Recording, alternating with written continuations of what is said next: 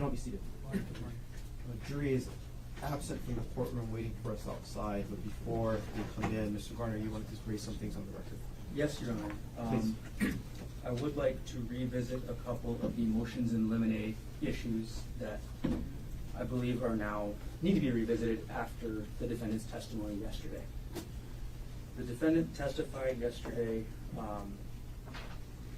specifically about an incident where he was aware that Deanna, his last name, but Arielle's best friend called him, quote, a monster. And defendant testified that he believed Arielle was minimizing the affair, and it was that he was essentially spreading or, giving Deanna wrong information about the affair.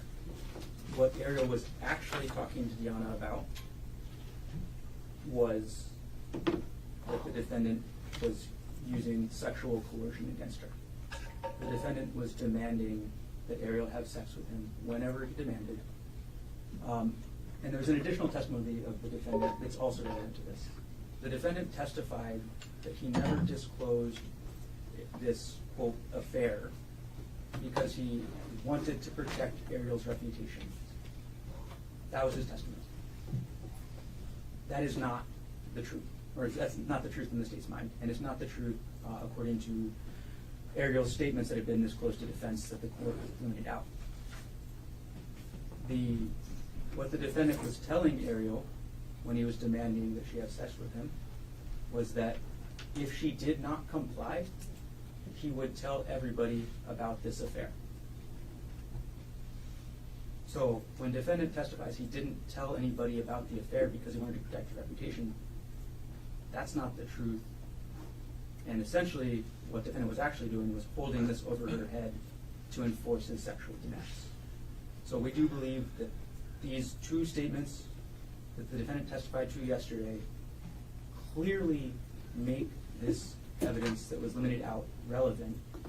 It, not including this evidence, gives a completely incomplete picture to the jury. It gives not even half the story. So we do believe that we should be allowed to cross-examine the defendant on these issues. Additionally, the defendant introduced character evidence. The defendant introduced evidence of his character trait of meticulousness. According to the Hawaii Rules of Evidence, the state may rebut that character trait. The proposed rebuttal evidence is further evidence of defendant's controlling characteristics, which have been limbed out. These controlling characteristics actually include these sexual coercion demands. So this is actually, these two things are also all connected. But it also includes the defendant's prior spying in his last marriage, the prior viewing of the prior iPad that he had that would view his ex-wife's all of her text messages.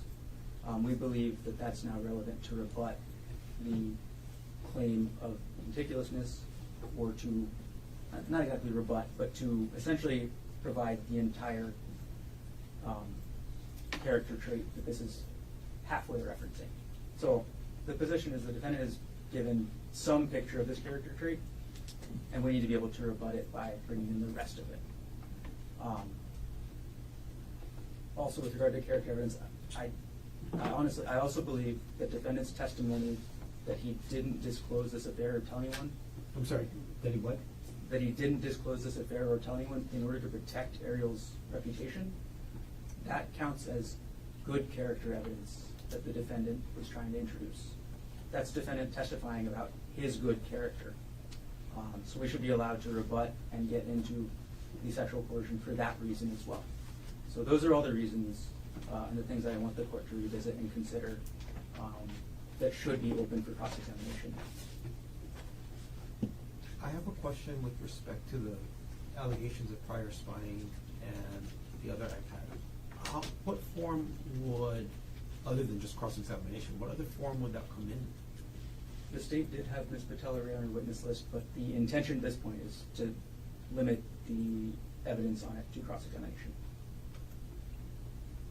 Understood. Thank you for answering the court's questions. Mr. Otake, do you have any response? Yes. So, we dealt with these issues, very deeply and spent a lot of time on them in motions in limine and in the court ruled. Obviously, we were hypersensitive to the court's motions in limine, and we contemplated the court's ruling. We obviously know the risks of how doors can be opened, and we deliberately steered clear of these things. So, for example, when we talked about how therapy turned into something else, he just said that. Therapy turned into other things.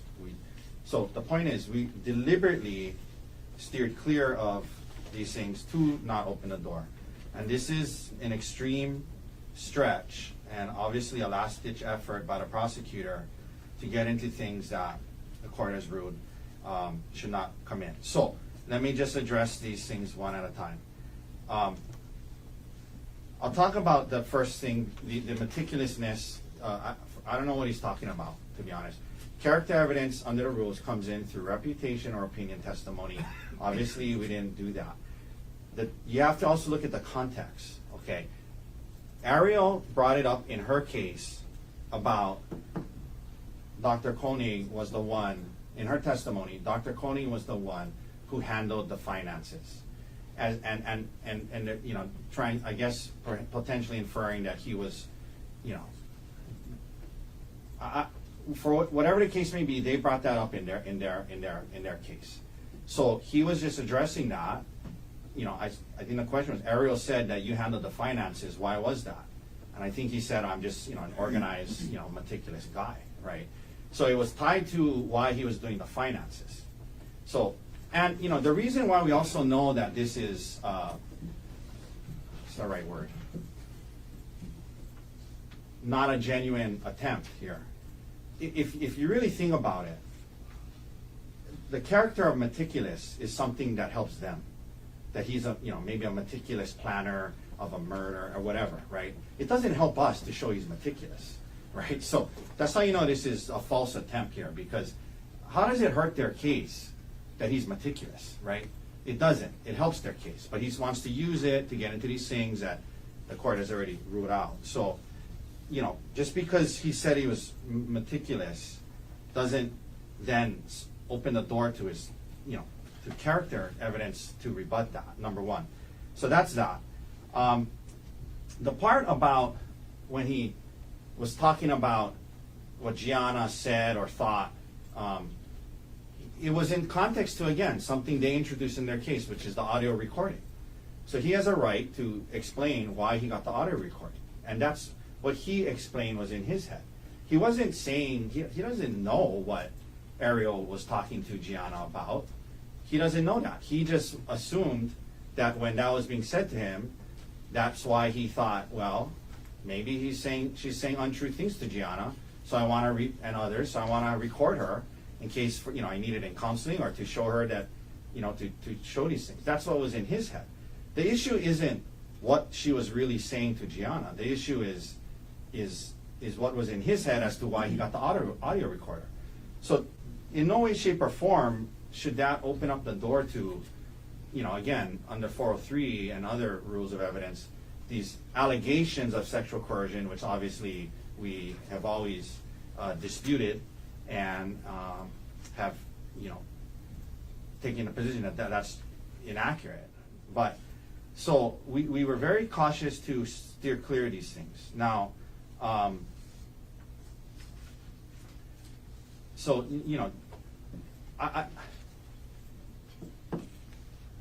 so that's what I say, Your Honor. This is very dangerous territory. We were very cautious to not open the door to these things, and he was talking about why he did the finances, right?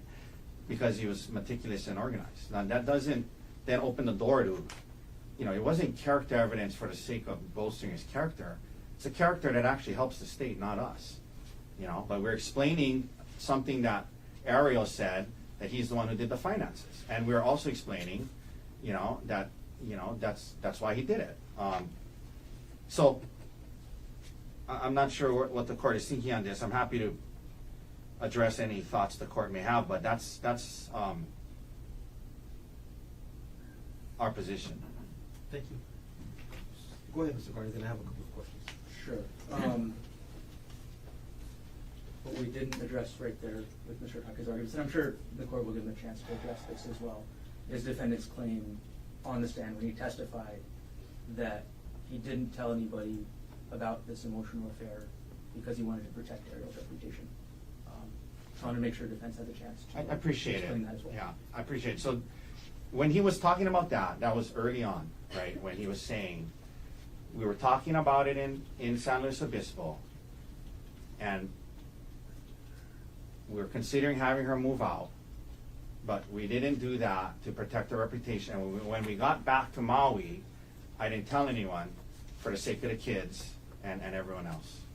So that was long before any of these allegations of sexual coercion came up. That was right after the discovery of the affair in San Luis Obispo and right when they got back to Maui. It was that time period in December 1st, December 8th. If you look at the notices they filed, the allegations, which again we refute, of sexual coercion came later in December.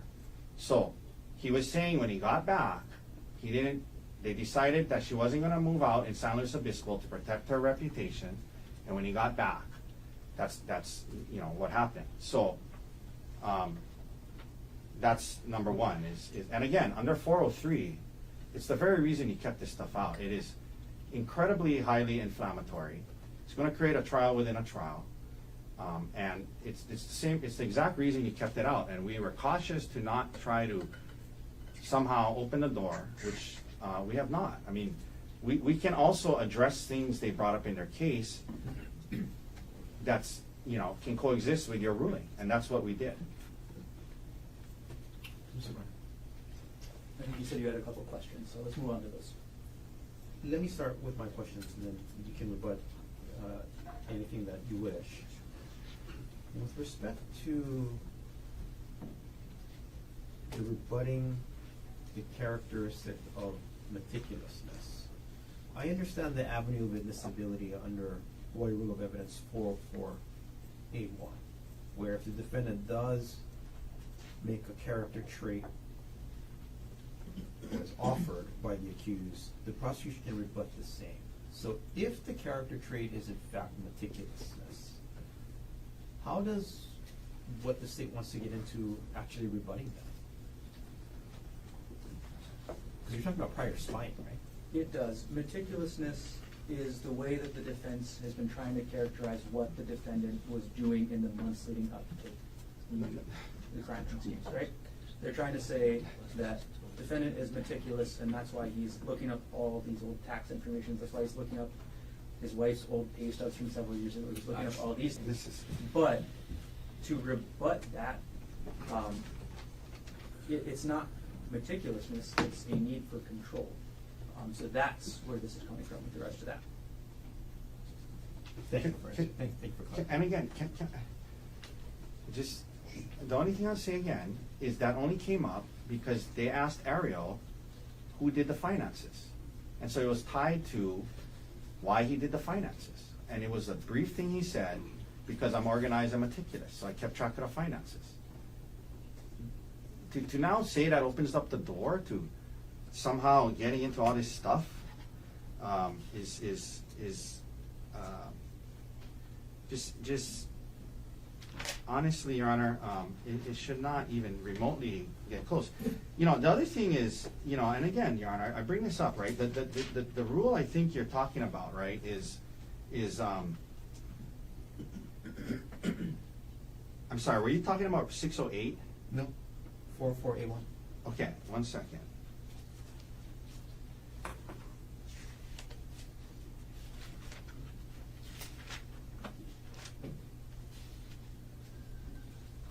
Okay. Okay. 1 second.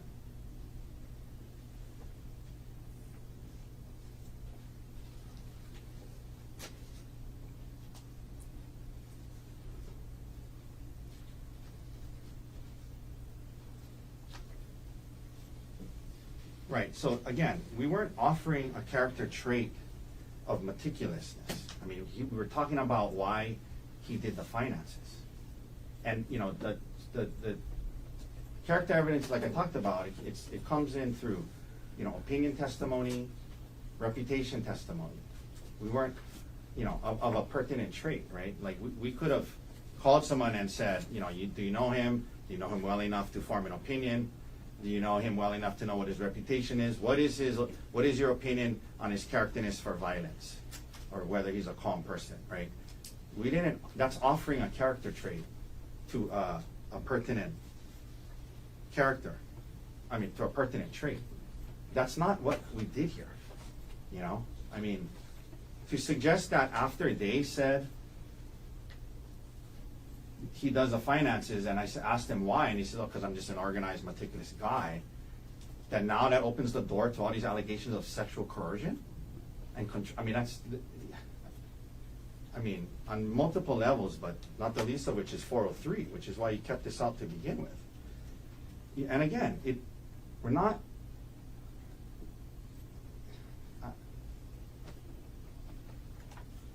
so it should stay out on, I mean, it's incredibly prejudicial to allow in these false, what we believe are false allegations of sexual coercion. Simply because he said, I do the finances because I'm meticulous.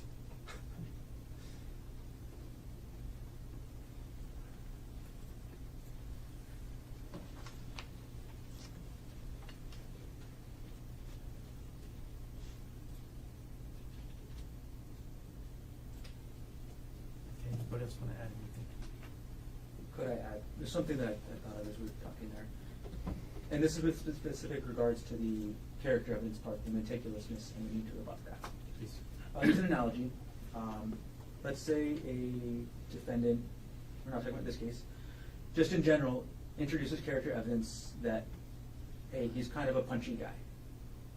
When in fact, the defendant has 25 prior assault convictions. When they introduce this minimizing character evidence, the full rest of the character evidence becomes relevant. That's the analogy I'm kind of trying to use to make sense of this. Does that make sense? That's what the state's argument is, at least. I understand the argument. Okay, I just wanted to add that. And again, I believe the defendant's statement that he was trying to protect Arielle's reputation is completely different than the character evidence. Or it's connected, but it is significantly different. That was not offered as character evidence. This is just evidence that the state should absolutely be allowed to impeach the defendant on. Just the last thing I'll say, Your Honor, and I apologize, this is the rule I was looking for earlier. I thought it was in the 600s, but 405, right after 404. I'm sure you just read it, right? So that's how you offer character evidence. In all cases in which evidence of character or a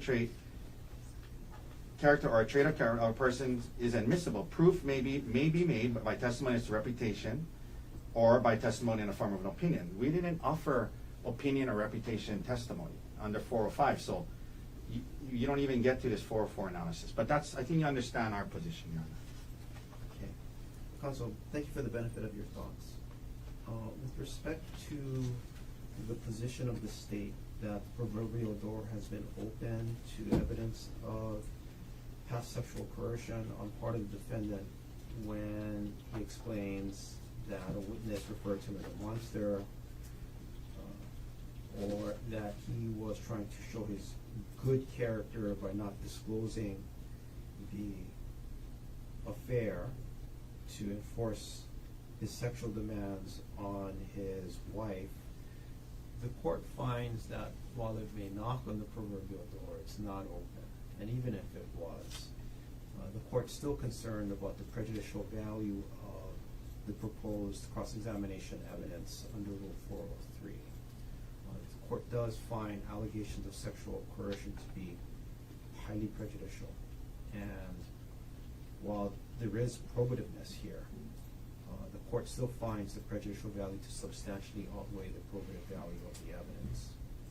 With respect to the prior spying on the iPad, the court is going to allow cross-examination on those specific instances of conduct. The character trait it's called meticulousness, but what it really is explaining is the lack of controlling environment or behavior that defendant has exhibited, i.e. that he's peaceful. And I understand while it creates the impression, it doesn't have to offer the trait, but if it creates the impression as argued by the state, it does open the door under State versus Brooks, which is 123 Hawaii 456. It's a 2010 case.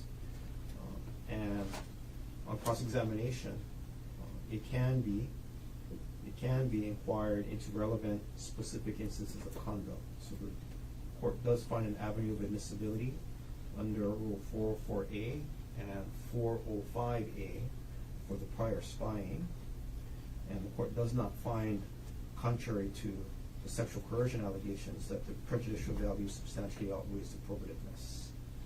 That's the court's ruling. Can I just be clear? Like, Yes. what exactly are they allowed to get into? The prior spying, like what? Like On the prior iPad, is that correct? I believe that is correct. This was in On the state's motions in limine, so it's identified there. It was the fact that in his prior marriage, the defendant used an iPad to spy on both his daughter as well as his wife.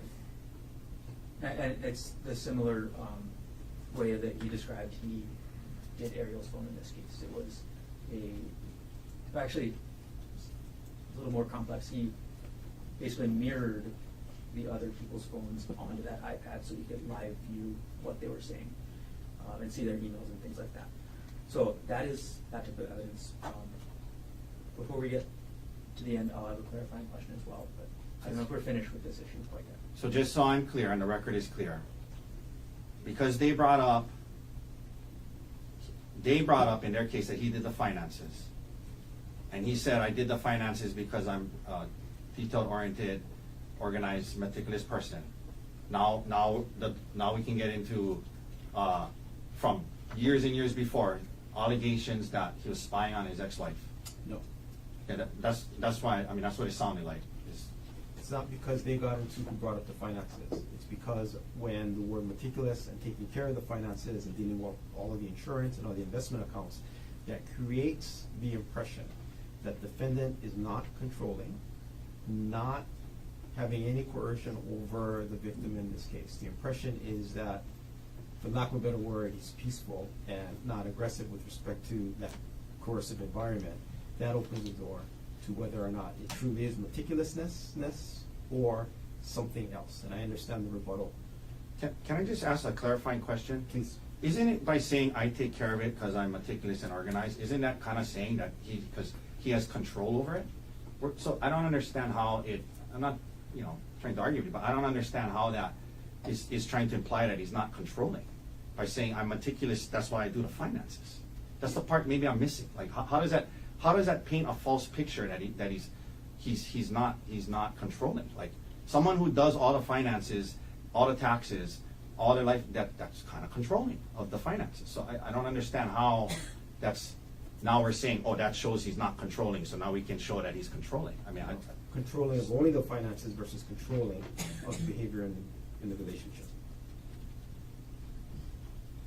what was at issue is who did the finances and why.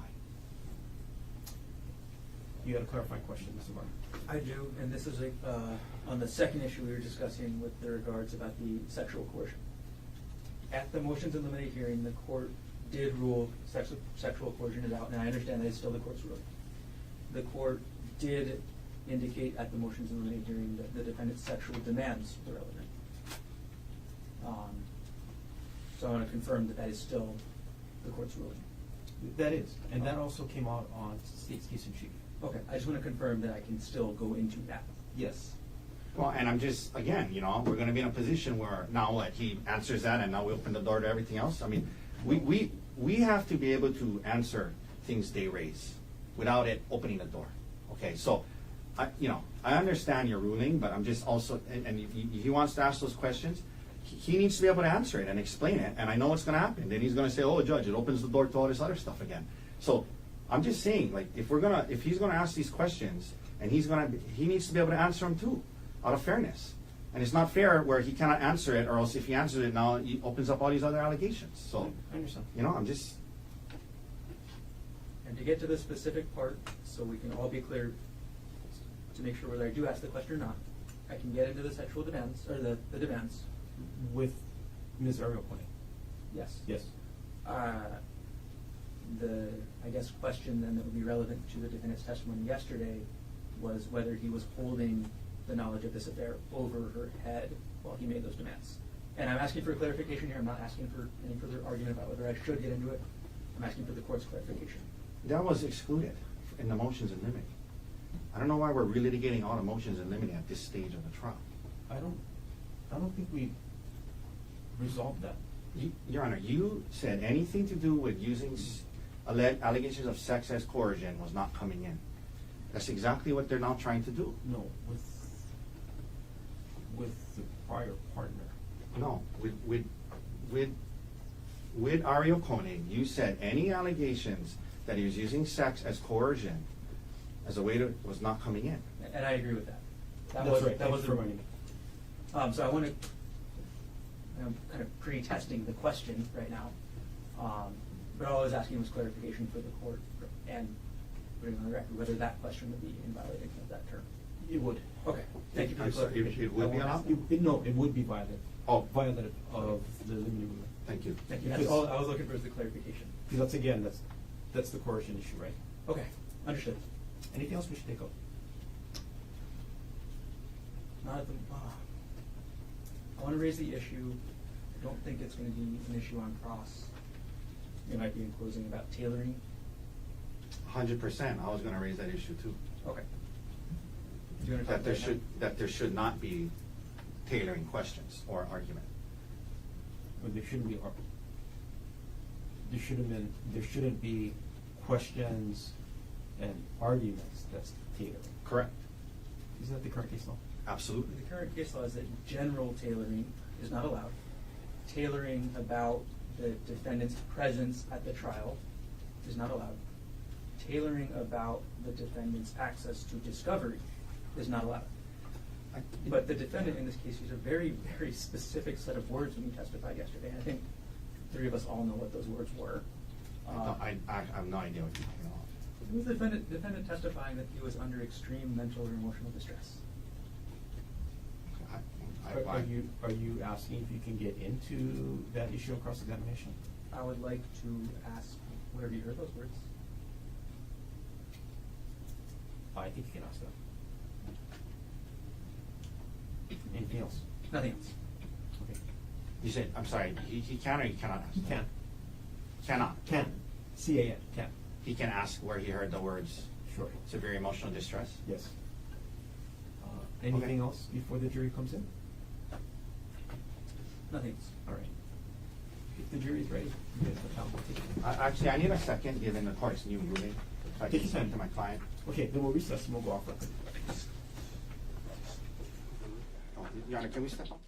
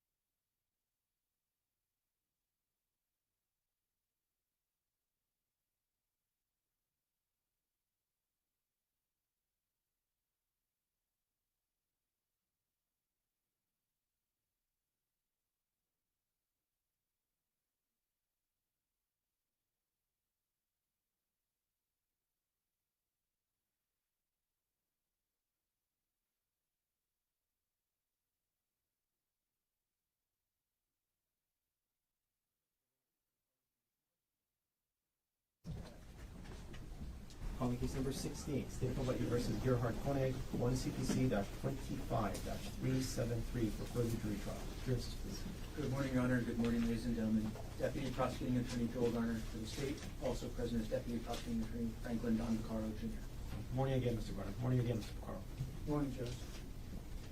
Good morning, Your Honor. Good morning, ladies and gentlemen. Thomas Otake, Mount the Dirks, on behalf of Gerhardt Konig, who is present.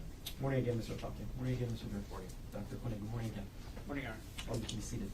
Ladies and gentlemen of the jury, good morning to all of you. Welcome back to courtroom 15. I apologize for the delay. The morning calendar got a little bit away from me, so I appreciate your patience. We'll continue on with the presentation of evidence. Dr. Konig, if I can have you come back up to the stand and resume your place on the stand.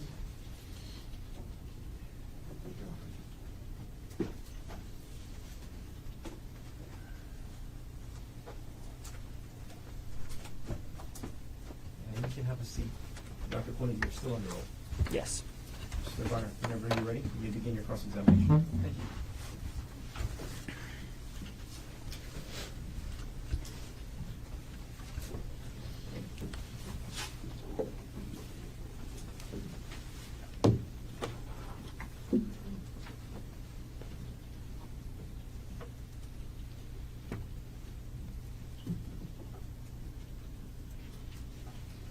Good morning. Good morning. On March 24, 2025, you were married to Arielle Konig, correct, Dr. Konig? Yes. You and Arielle got married in 2018, is that right? Yes. You dated for 1 or 2 years before getting married, correct? Yes. When you met Arielle, you were working as an anesthesiologist in Pittsburgh, right? Yes. And yesterday you described what anesthesiology is, correct? Yes. You used very technical terms, right? Yes. Maybe the more plain term is that you are the one who puts people to sleep before an operation, correct? That's what people typically call it, It's yes. not actually sleep, right? It's not actually sleep, right? But you're the one that essentially puts them out, and then after the operation they wake up again, right? Yeah. That's part Anesthesiology of is a it. very specialized field of medicine, correct? Yes. You decide. 1 second. Could you just put the mic closer and keep your voice up? So everybody can hear. Thank you. Okay. You decide how much of each anesthesia drug to give a patient, correct? Yes. You give too little of the drug, and it's possible the patient could wake up during the surgery, right? Yes. You give too much, and the patient could never wake up at all. Is that right? That's correct. Ultimately, you're the one with that control, right? Yes. Now, you first became an anesthesiologist in Pittsburgh, again, right? Yes. And you testified yesterday that money is the main reason you moved to Pittsburgh, correct? No. Objection misstates his testimony. Overall, answer stands. Sorry. You testified that the cost of living in Pittsburgh was very important to you, correct? Yes. And money is very important to you, right? No, I wouldn't say that. Your testimony today is that money is not important to you. Not very important to me. Not very important. Okay. Now, while you were dating Arielle in Pittsburgh and eventually married to her, right? Yes. Okay. She went to graduate school while you guys were in Pittsburgh, correct? That's right. And she ended up working in the nuclear engineering field, correct? She was working in that field when I met her. And then near the end of 2022, you and Arielle decide to move to Oahu, right? To Maui. I'm sorry, Maui. And you moved and you closed on a house at 19 Pu'uehu Place on December 14th, 2022. Is that right? I don't remember the exact date, but it was around that time, yeah. The sale price of that house was $1.5 million, correct? That's right. And together you and Arielle had a down payment of $300,000, correct? That's right. And when you moved to Maui, you had a job lined up, right? Yes. That was at TAMG, correct? Yes. And TAMG is a group of anesthesiologists that provide services to all the different hospitals on Maui, correct? The one hospital and surgery centers and some outpatient clinics. And actually on the island of Maui, TAMG is the only provider of anesthesia services, correct? We're the only big group of anesthesiologists. There's some independent anesthesiologists and I believe one CRNA that flies over to sometimes work at a plastic surgery outpatient center. TAMG's the biggest group in town, right? Yes. And because of that, TAMG can set the prices, right?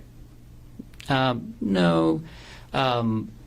We just went through contract renegotiation with the hospital, and we had to use research, based on salaries across the United States in comparable locations.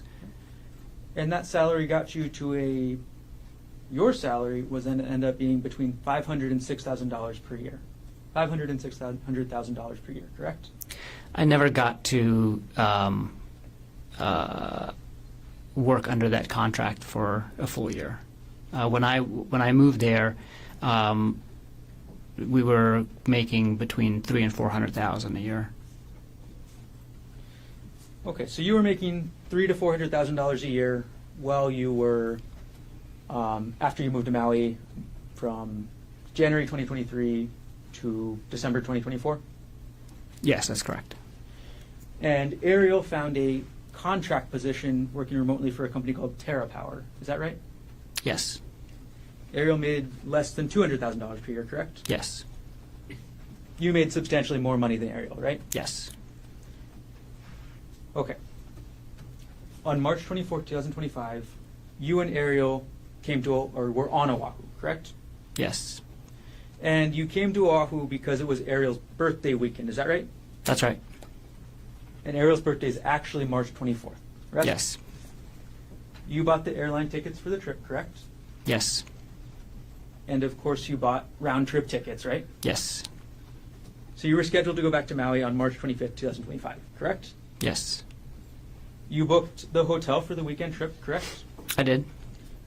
You sent spa information to Arielle before the trip, right? Yes. And then you booked the spa, correct? Yes. You did not send Arielle electronically any information about the Palipuka hike, isn't that correct? I don't think I did. We're going to go back in time a little bit, Dr. Konig. So yesterday you testified that you started to become suspicious of Arielle in October 2024. Is that right? Yeah, that's right. Some red flag behavior in like late September probably, but it was probably mostly in October when I got really suspicious. Well, you testified yesterday that you only became suspicious in October after you heard a phone call. Isn't that right? Specifically about Jeff Miller. But I was suspicious about her phone behavior prior to that Kauai trip in October.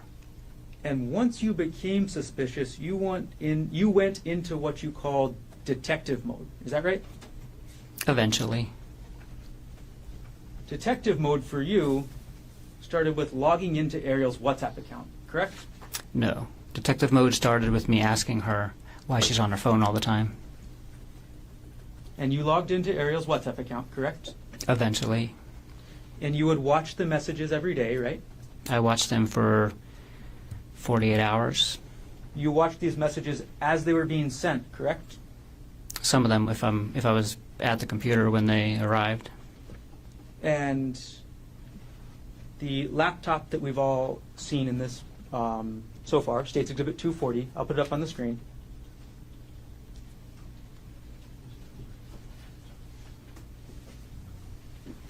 The 40 is in evidence. Yes.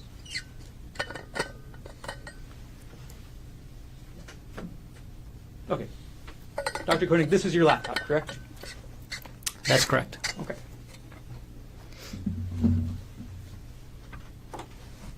So you logged into Arielle's WhatsApp from this laptop, correct? Yes.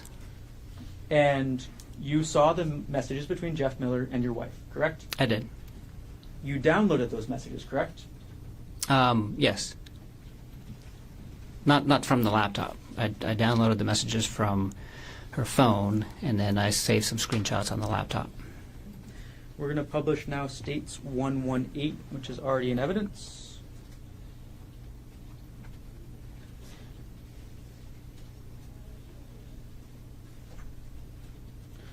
Okay. We have states 118 on the screen, Doctor. This is an email you sent to Bryant Bunting, correct? Yes. Okay. And the first attachment to this email is called screen time and deleted messages, correct? Yes. I'm going to go to page 2. This is the first page of that Word document, right? Yes. This is the Word document you created while in detective mode, right? Yes. And in this document, that picture at the top, and I'll zoom in, that's the screen of Arielle's phone, correct? Yes. You logged into Arielle's phone to take that picture, correct? Yes. You entered the passcode into her phone, right? Yes. You opened the application to show the screen time, right? Yes. And then you took this photo. Yes, I did. And then you wrote your thoughts underneath, isn't that right? Yeah, I took notes. You took notes, as you would do in detective mode, right? Yeah.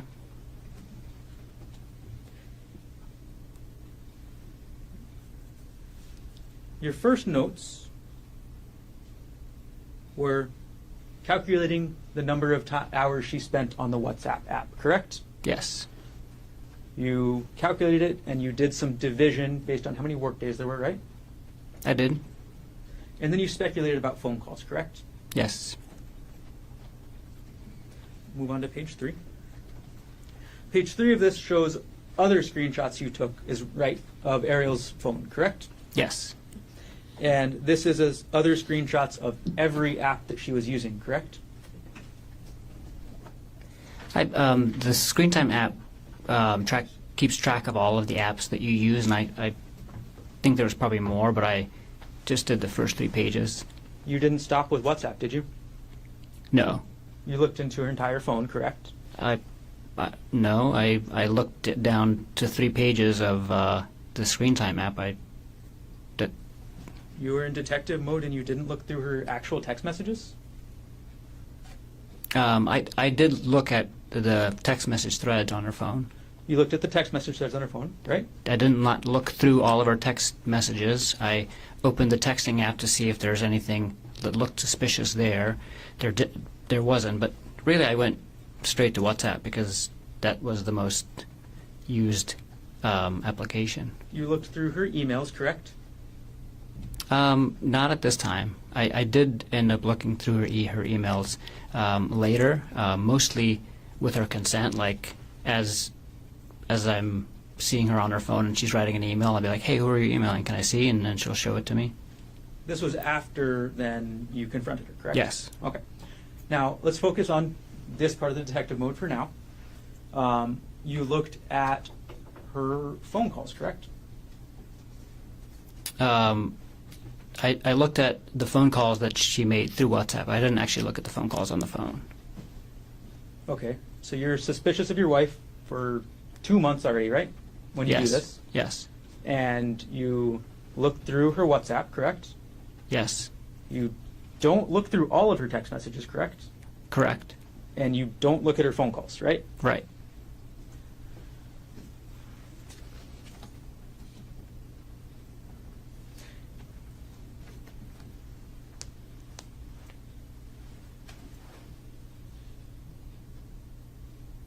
These are photographs of the screen of the phone, correct?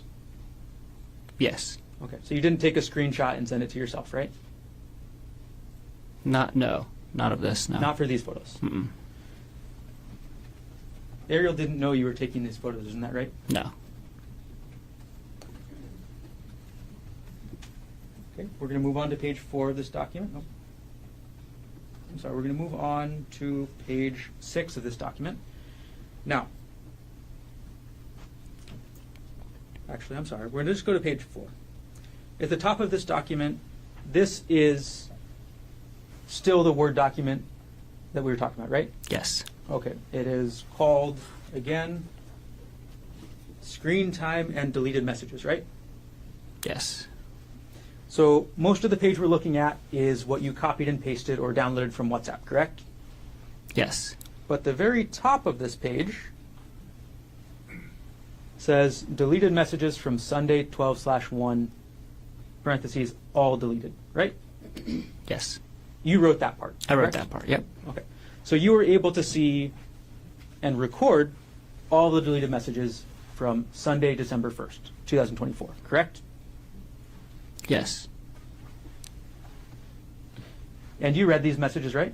Yes, I did. You read them, and starts out, we'll go for the first couple section. Mr. Miller says, good morning, right? Yes. He says, I hope you're getting some good sleep, right? Yes. And you talked about his sleep, correct? Yes. And then Arielle says, good morning, right? Yes. There's nothing sexual in these messages, is there, Dr. Konig? No. This is two people saying good morning to each other, right? Yep. And you were upset because in your mind, this is what spouses do, right? Say good morning. I wasn't upset that they were saying good morning to each other. I was upset about the entire relationship that they had. You were upset that they were talking at all like this? Not just about good morning, about the whole thing. About the whole thing, okay. Yeah. You talked about that they were sending each other links for music, right? I did talk about that. And those links are actually contained later on in this document, correct? They were in earlier conversations. Can't remember where they are in the document. We moved on now to page 5 of States 118. Actually, we'll just keep moving forward. Okay, so we're on page 6 now, and you included a screenshot of the WhatsApp now, correct? Yes. And part of the screenshot, we'll zoom in, is your note at the very top says these are deleted messages from Tuesday 12/3. Correct? Yes. Okay, so far at this point in detective mode, you've looked at messages from 12/1, correct? Yes. You've also looked at messages from 12/2, correct? Yes. And now you're on to December 3rd, right? That's right.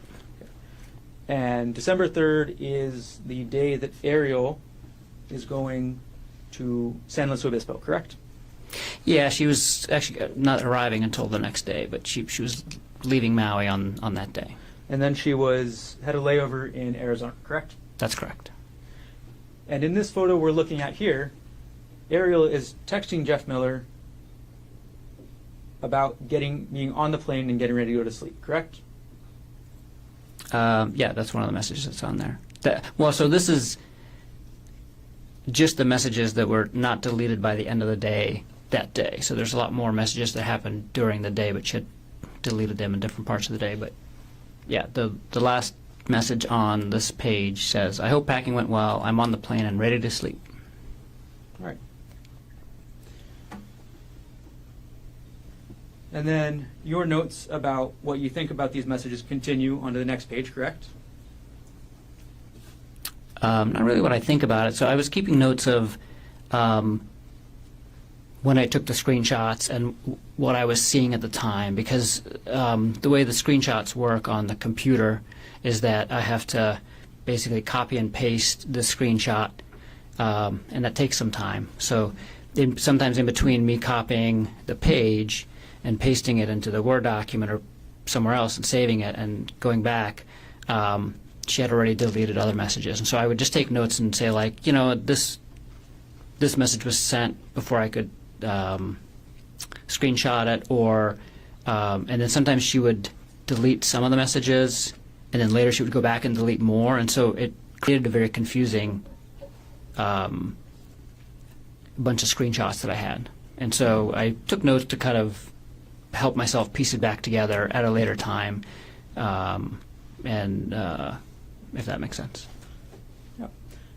Not really my thoughts about what I was thinking about the screenshots at the time. Do you understand? I was just taking notes of like the order in which that they came in, and so I can make sense of the screenshots later. And naturally you were upset as you did this, right? I had a lot of different feelings at the time, suspicious and sad and not happy. Suspicious, sad, not happy, upset? Yeah, that's probably fair to say. Okay. All right, we're going to take this exhibit down. And again, this exhibit you actually emailed to a Mr. Bunting, correct? Yes. And Mr. Bunting was at the time your best friend, right? Yes. And One of my best friends. Yeah. Mr. Bunting was married to a woman named Diana, correct? Gianna. It's spelled with a D, but she's Brazilian. Okay. So he was married to a woman pronounced Gianna, correct? That's correct. And Gianna was Arielle's best friend, right? One of her best friends. Yeah. So you send this email to Bryant Bunting on December 4th, 2024 at 3:33 p.m., correct? Yes. And that's before you leave for this trip, correct? Yes. And this is a trip that's going to include you, Arielle, Bryant, and Gianna, correct? Yes.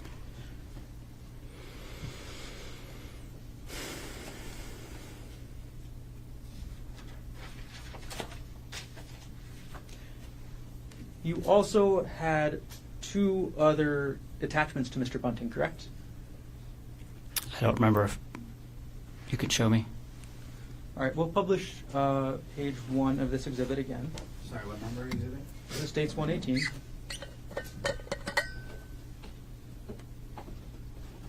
Okay, and we'll zoom in on the middle of the page to attachment names. There were 3 attachments to this email, correct?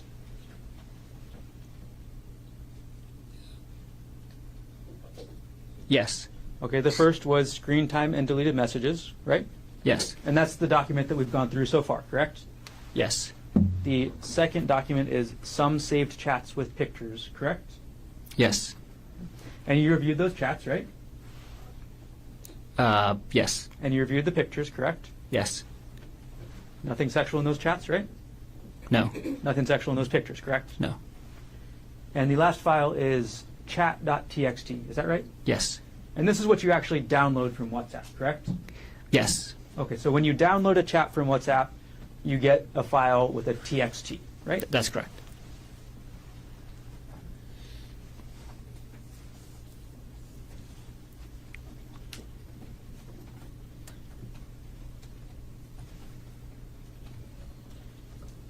Now, you said already that you were upset when you were reading these messages, correct? Yes. You were upset that she was talking about her personal life with another person, correct? Yes. You're upset that she was talking about her kids, right? Yes. You're upset that she was talking about the kids putting stuff up on the Christmas tree, right? Yeah. I mean, in the context of the whole conversation, yeah, I was upset about that. And you're upset that your wife was keeping these messages secret from you, correct? Yes. So before you confronted Arielle, you emailed these documents to your friend Brian, correct? That's right. And you actually emailed these documents to Bryant, before you even got on the plane, is that right? That's right. So before you even talked to Arielle about this at all, you were already telling Bryant, is that right? That's right. You didn't give Arielle a chance to explain herself about these, correct? Not before I talked to Bryant that day, no. And you also told Diana, correct? I did tell Gianna the next day that I was suspicious that she's having an affair. So you told Arielle's best friend about your suspicions before you told Arielle, correct? A few minutes before, yes. You did that because you wanted Gianna and Bryant on your side, correct? That's not correct. You wanted Arielle's best friend to hear about this emotional affair from you, right? No, that's not correct. You didn't want Gianna to hear about this from Arielle, correct? That's not true. Well, you told Gianna first, isn't that right? That's right. You wanted Gianna and Bryant to judge Arielle, correct? That's not true. You wanted to isolate Arielle from her best friend, isn't that right? That's absolutely not true.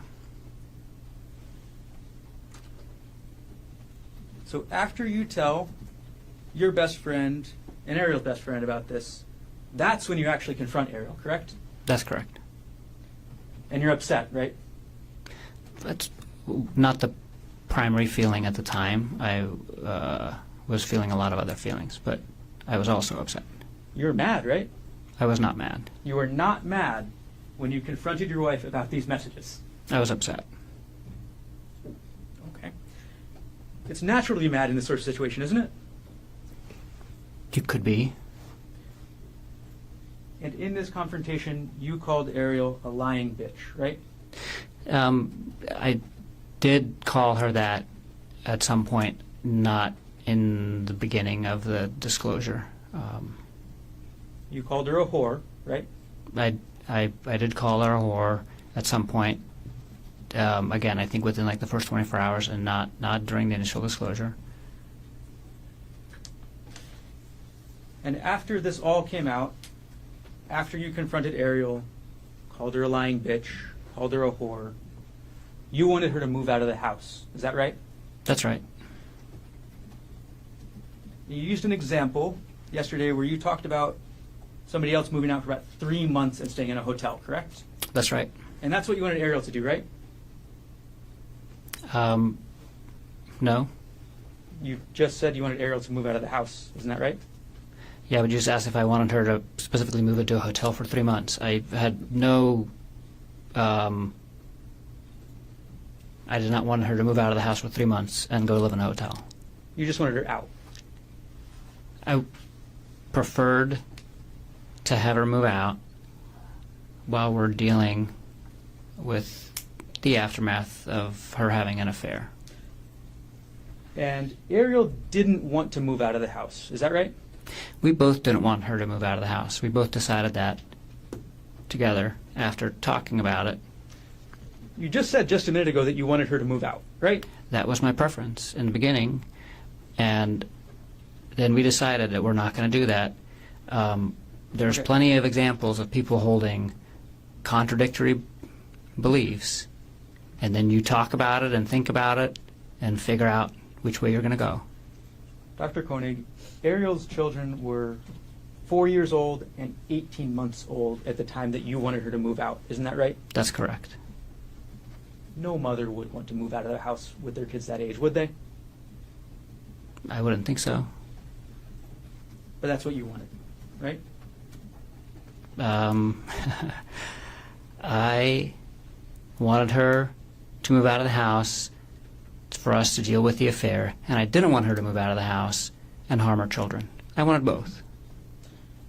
Now, another thing that you wanted is you wanted Arielle to quit her job, right? That's right. And this is the remote worker job that she was able to find on Maui, correct? Yes, There are no nuclear power plants on Maui, right? that's correct.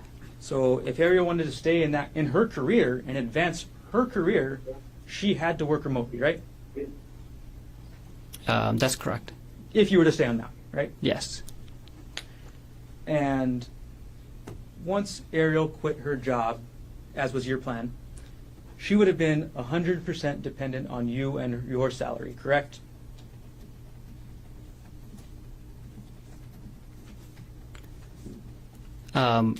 She would be dependent on our assets, which were all shared. We had a shared savings account. We had a home that was shared. We had vehicles that were shared. We had food in the house that's shared. I mean, we had a lot of things in the house, and they were all shared. We would lose her income as a family for a short period of time. She has a very good resume. She would be able to get a job, probably within a few months. But if it took a few months, we were prepared for that. When Arielle quit her job, as was your plan, you would be the only breadwinner, correct? I would have the only one with a paycheck coming in while she didn't have a job. That is correct. She would be dependent on you and your goodwill to keep a roof over her kids' heads, right? No. She would be dependent on you and your paycheck to keep her kids fed, right? No. You wanted Arielle to give up her career, correct? No. You wanted to make sure Arielle never had contact with Jeffrey Miller again, right? That was my strong preference, for her to not have contact with Mr. Miller ever again. And in order to do that, you wanted access to Arielle's phone at all times. Isn't that That is right? absolutely not correct. You actually had Arielle's phone in December 2024, isn't that right? I wouldn't say that. Like her phone, at many points in time, I had her phone in my hand. I would not characterize it the way you just did. And you monitored her communications in December 2024 after you confronted her, isn't that right? I, on several occasions, asked to see who she was communicating with, and she would show me. And the only time that I monitored her communications was for 48 hours when I was watching the WhatsApp messages, and most of those I was watching on my computer, not on her phone. So today you're saying you were only monitoring her communications a little bit, right? I don't know what you mean by a little bit. I just described to you how I was monitoring her communications. Yesterday you testified about what you thought Arielle needed to do, isn't that right? That's correct. You testified that she needed to, quote, proactively give up privacy, correct? Yes, And you also said that she needed to be okay with giving up her privacy. Is that right? that's right. That's what you wanted, right? That's what I wanted. She didn't end up doing that, did she? No. And that upset you, right? Although she did do it. She did do it initially. She did it in San Luis Obispo, and she did it for a very short period of time in Maui, and then sporadically again in December. And honestly, she changed her behavior. So in January, February, March, she was not, like, I didn't feel like she was hiding her phone from me anymore. I didn't feel, and I knew her passcode hadn't changed. So she was doing a lot of those things. You knew her passcode hadn't changed, right? You just said that. That's right. The only way to know that is by testing it, right? No, you could also see them put in their passcode. And when somebody's sitting next to you and they're not hiding their phone, you can easily see who they're writing, what they're saying. You can easily see their passcode. And if somebody's not worried about sharing the passcode with the person sitting next to them, you're basically showing it to them, and that's what's going on. So you watched what Arielle was doing on her phone in person, right? Yes.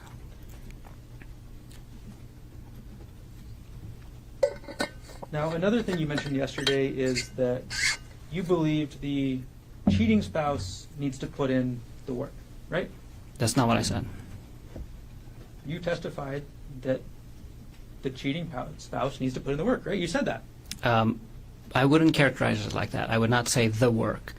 The way you're making it sound is like there's only one work to be done. The work that needs to be done to heal a relationship after any kind of issue like this involves both parties. And I was talking specifically about the part that the cheating spouse has to commit to doing. I was not saying that was the only work that needed to be done, like you're implying.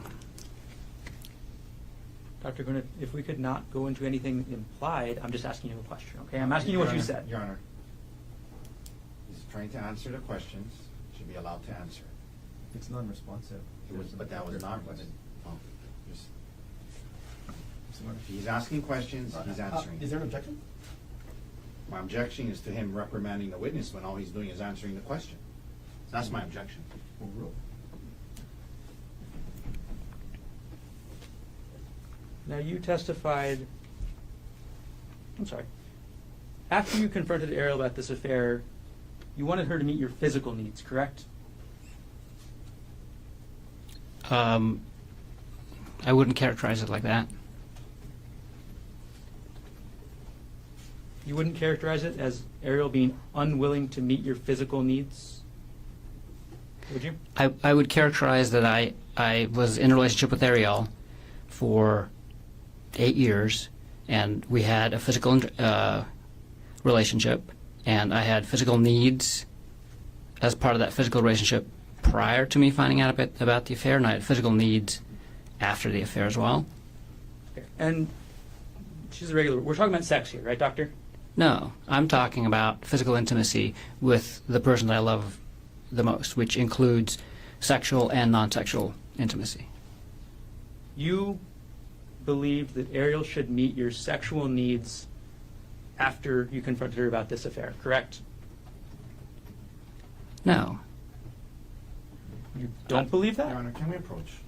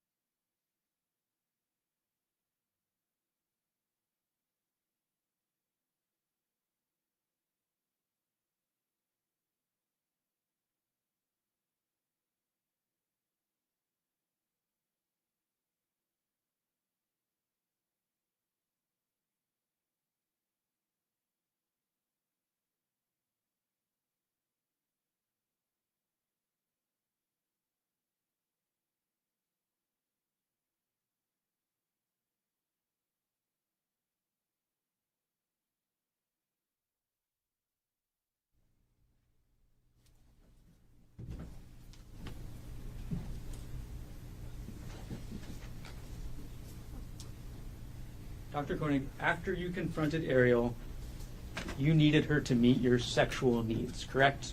No. That's your testimony today. Yes. Arielle stopped having sex with you on December 24th, 2024, correct? The last time that Arielle and I had sex was on December 24th, 2024. We did not have sex after that, and we both decided not to have sex after that. You're upset that she wouldn't have sex with you, right? That is not true. When Arielle didn't have sex with you, you believe she was withdrawing from the relationship, isn't that right? That's not true. Arielle didn't want to have sex with you anymore, isn't that right? That's not true. Arielle was unwilling to quit her job, right? She was willing to quit her job initially, and then later she was unwilling to quit her job. That's correct. Arielle was unwilling to give up her privacy to you forever, correct?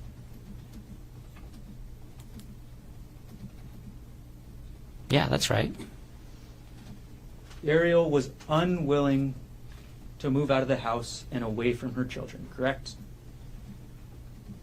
Yes. Arielle was unwilling to have sex with you whenever you demanded it, isn't that right?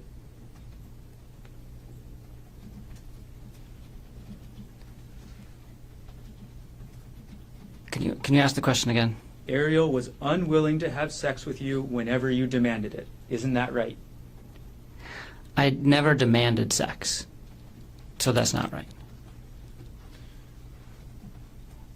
Now, you were 46 years old at the time this was happening, right? That's correct. And after you call a woman a lying bitch and a whore, it makes sense that they don't want to have sex with you, right? Objection argumented, Your Honor. Sustain. You still wanted Arielle to have sex with you after you called her a lying bitch, right? We had sex in December, and that was after we had that conversation, yes. You were upset that Arielle was still talking to Gianna about you, right? No? You testified yesterday that you were upset that Gianna called you a monster, right? I was upset. Well, that made me suspicious of how Ari was characterizing both the affair and our relationship at the time to Gianna.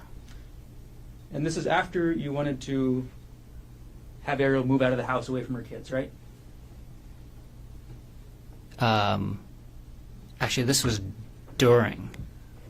At the time that she made that comment, we were in an argument where I was asking her to move out. At the time she made that comment. Is this the argument you mentioned on December 26, 2024? Yes. Okay. That went into December 27th. The argument went into December 27th? Yes. Okay.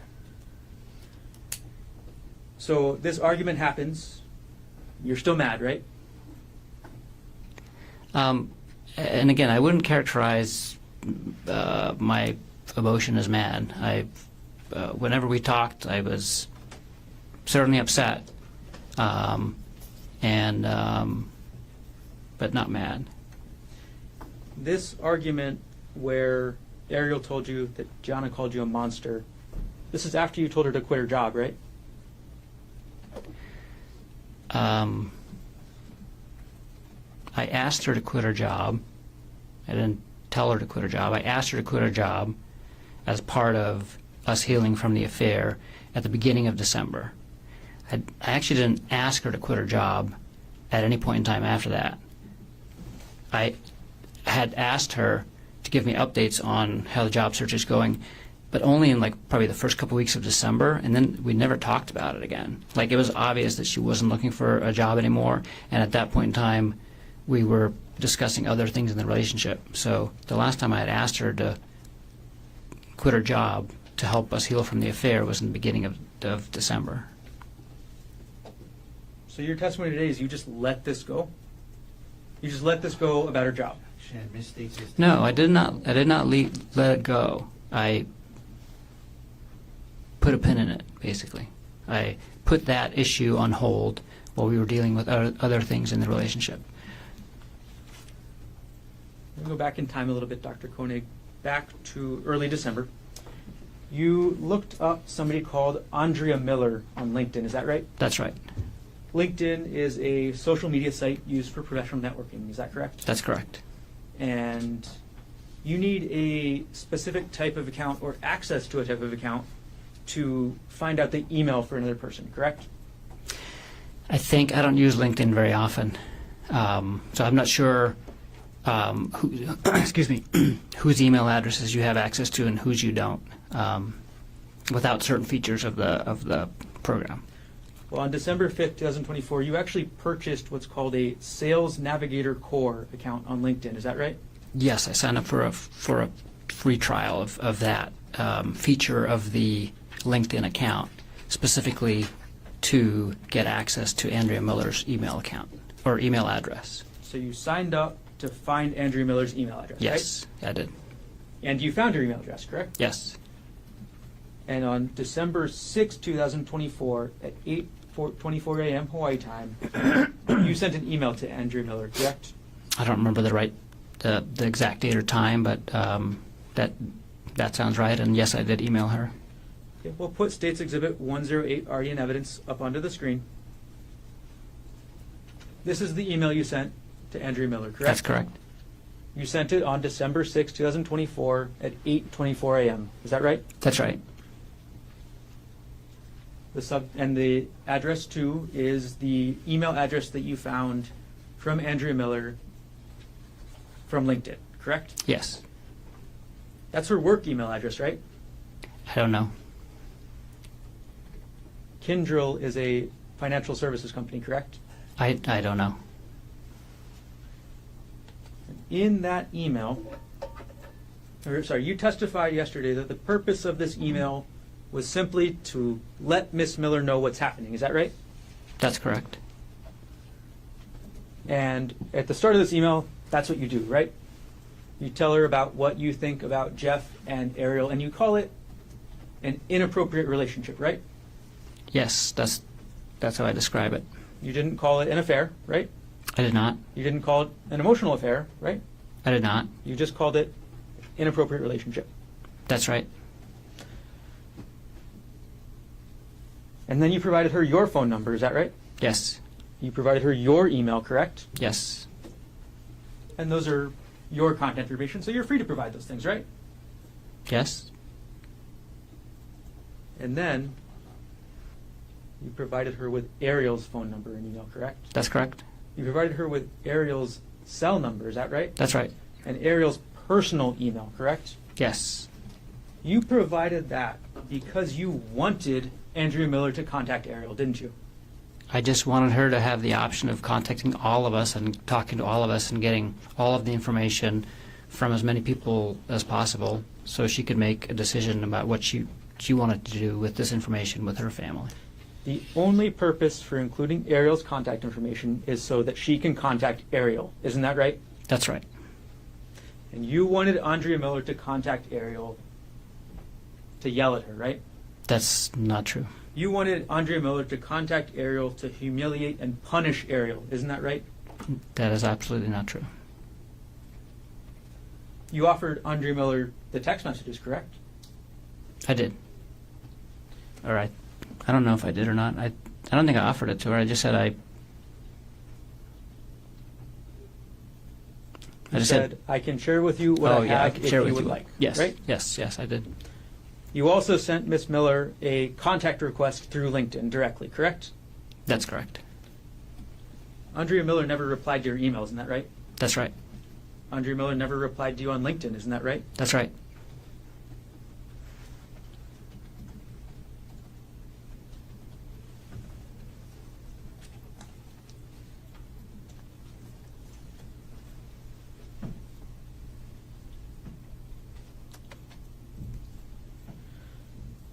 On December 12th, I'm sorry, I'm going to take the exhibit down.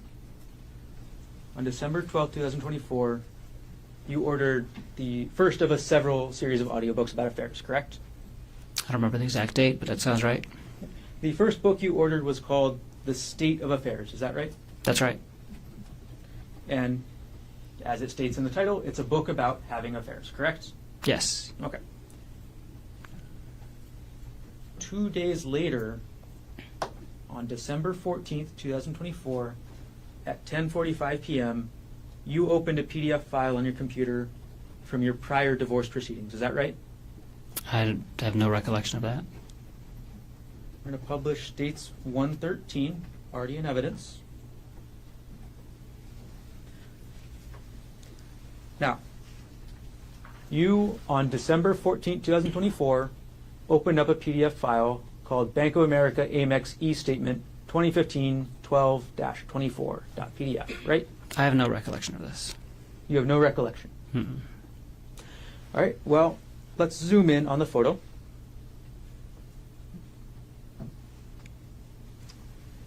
The file system last access date and time of this document was December 14th, 2024 at 10:45 p.m., correct? I can see that, yeah. Do you agree with that? I agree with that. Let's go to the file path, Dr. Konig. This is under the username G. Konig, correct? Yes. That's your username, right? Yes. Your files are contained under that username. Is that Yes. right? The next folder is the Dropbox folder. Is that right? That's correct. You use Dropbox, correct? I do? You have a Dropbox that has subfolders in it, correct? Yes. The next subfolder is called JPR. Is that right? That's correct. That's a subfolder that you created, correct? Yes. That's a subfolder that means Jessica Patella Ray. Isn't that right? That's correct. And under Miss Ray's subfolder, or Miss Patella Ray's subfolder, you have a separate subfolder called Divorce. Isn't that right? Yes, I created that. You made that folder, correct? Yes. And in that folder, there's another folder, right? Yes. And that's for 2016-04 hearing. Isn't that right? That's right. This is a hearing about your divorce from April 2016, correct? Yes. And the last subfolder is supportive documents. Isn't that right? Yes. And in that supportive documents folder, the supportive documents are for this April 2016 hearing, correct? Right. These are the documents that you want to bring to your divorce hearing, right? Yeah. And the It was a long document- time ago, but that was probably all the supporting documents that my lawyer needed for that hearing. And this was a Bank of America Amex statement from 10 years prior. So A I long have, time ago. and I have no recollection of looking at a Bank of America Amex statement from 10 years prior on this date. I don't remember doing that. You don't remember at all. Mm-mm. And I mean, it says file system last access. I don't know if that gets triggered if like a file is copied or something like that, because I was looking through the documents when they were presented into evidence earlier in the week, and there were a few that I did not recall accessing on those times. Many I do recall accessing.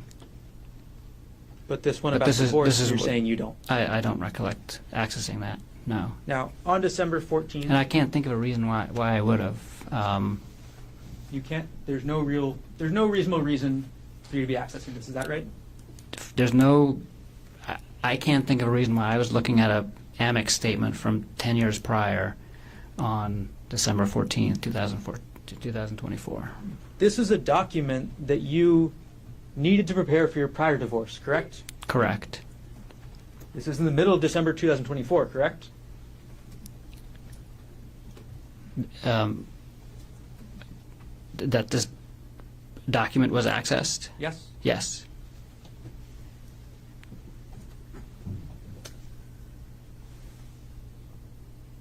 Now, the very next day, we'll take this one down, and we're going to go chronologically. The very next day, on December 15th, 2024, at 8:17 a.m., you viewed a January 2022 pay stub for your wife, Arielle Konig. Is that correct? I don't recall that, but I that sounds more plausible that I had done that. But I don't specifically recall that date and looking at that document. We'll publish dates 125. This is the metadata, correct? Oh, I'm sorry. This is not page 1.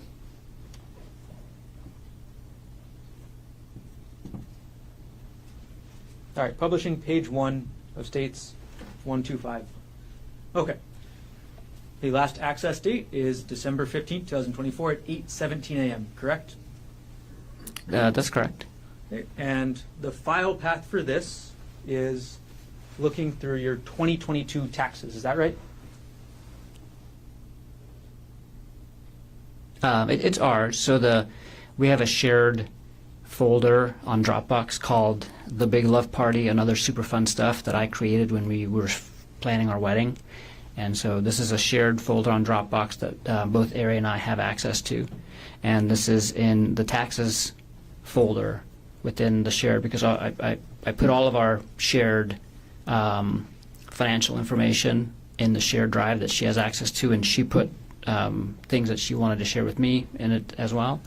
And so this is in our shared taxes folder, and it's in specifically a subfolder that's for her pay stubs.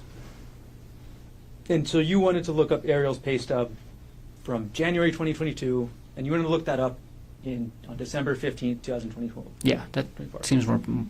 The only information more contained in this plausible. document is about Arielle's pay from 1 month. Is that right? That's correct. Okay, it's simply just a pay stub telling you how much she got paid, right? Yes. Do you want me to go to the pay stub so you can see? No. We'll take the exhibit down. And you're looking at this pay stub the day after you're looking at this document from your prior divorce. Isn't that right? No, because I don't recall looking at that Amex statement. So you just don't recall again? I don't recall looking at that Amex statement at all. Tell me where there's a convenient break, Mr. Garner. Okay. We're getting close. All right. We're going to keep going forward in time. December 18th, 2024 now. You purchase your second audiobook. Is that right? I think you've already mentioned 2. Isn't this the 3rd then? I mean, I don't remember. I purchased many audiobooks, but I think we've already talked about 2. So far we've talked about the state of affairs. Is that right? That's right. Which other book? Oh, okay. Okay. So this must be the second one. I don't remember which order they're in, but I know I purchased multiple. Okay. Let's just put up the exhibit so we're not confused about the order, okay? Okay. States 106. All right, publishing page 2.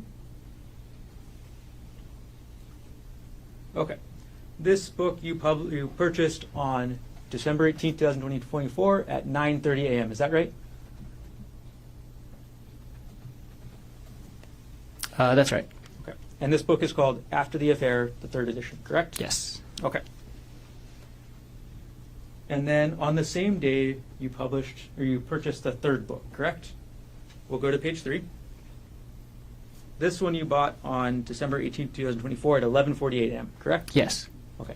And this is the one you mentioned in your testimony yesterday, How to Help Your Spouse Heal from Your Affair, correct?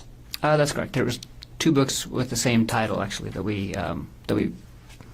both listened to. Got it. So there's actually a second book with the exact same title, right? That's correct. Okay, and that book's on page 4 of this exhibit, correct? That's it. Yep. Okay, and you purchased these on the same day, although you purchased the second one later in the afternoon at around 2 p.m., correct? Yes, that's what it looks like. Yep. Okay. Two books with exactly the same name, right? Yes. That could get confusing if you want to talk about them, right? Yes. Take the exhibit down.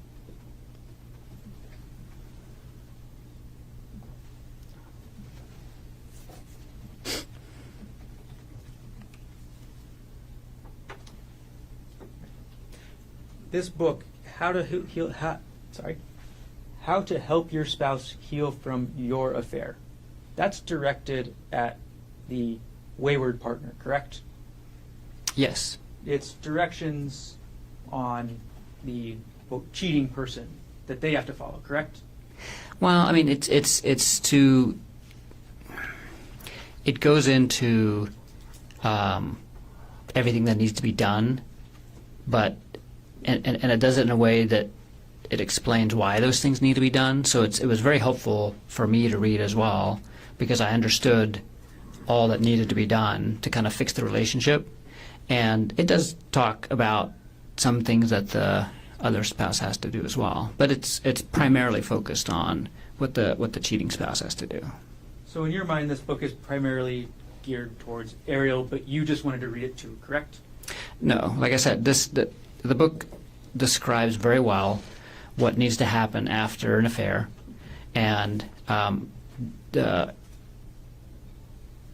vast majority of what needs to be done in the initial stages is by the cheating spouse, but it does go into what the other person has to do, and it's geared for both partners. The title is How to Help Your Spouse Heal from the Affair, but the contents of the book is for both parties.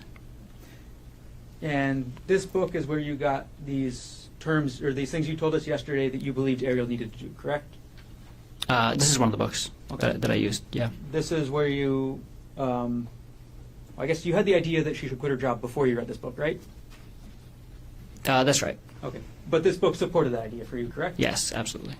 And this book, again, as you just talked about, is the one that got that idea that the cheating spouse needs to put in work, right?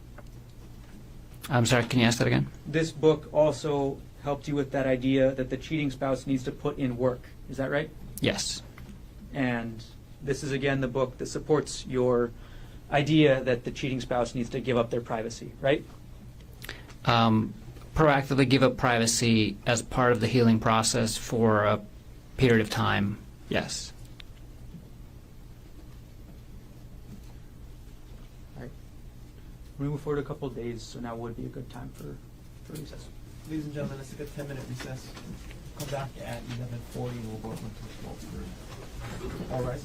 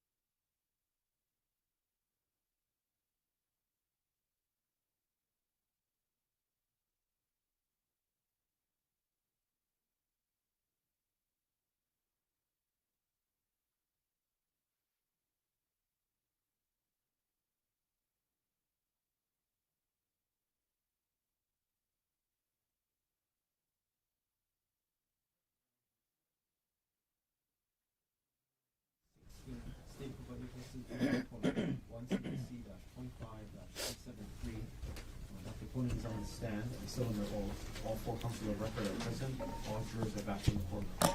Mr. Garner, can we continue on with the cross-examination? All right, Dr. Konig, the last question I asked you was about December 18th. Now I'm going to move forward a couple days to December 21st, okay? Okay. On December 21st, I'm sorry, I'm going to publish December 21st, 2024 at 2:49 p.m. You opened a PDF file on your computer that was a November 2022 retirement account statement for Arielle. Is that right? I don't recall doing that specifically, but that sounds like something I would do, yes. That sounds like something you would do, is what you just said? Yes.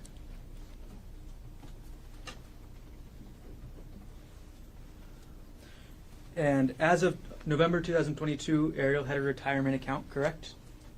Yes. And that retirement account, again, as of 2022, was valued at $191,439, correct? I don't remember that exact number, but that Was- sounds about right. Was that number Is this accurate? Yeah, yes. And in November 2022, you were the primary beneficiary of that account, correct? That's correct. That means that if anything happened to Arielle, you would get that money, right? Yes.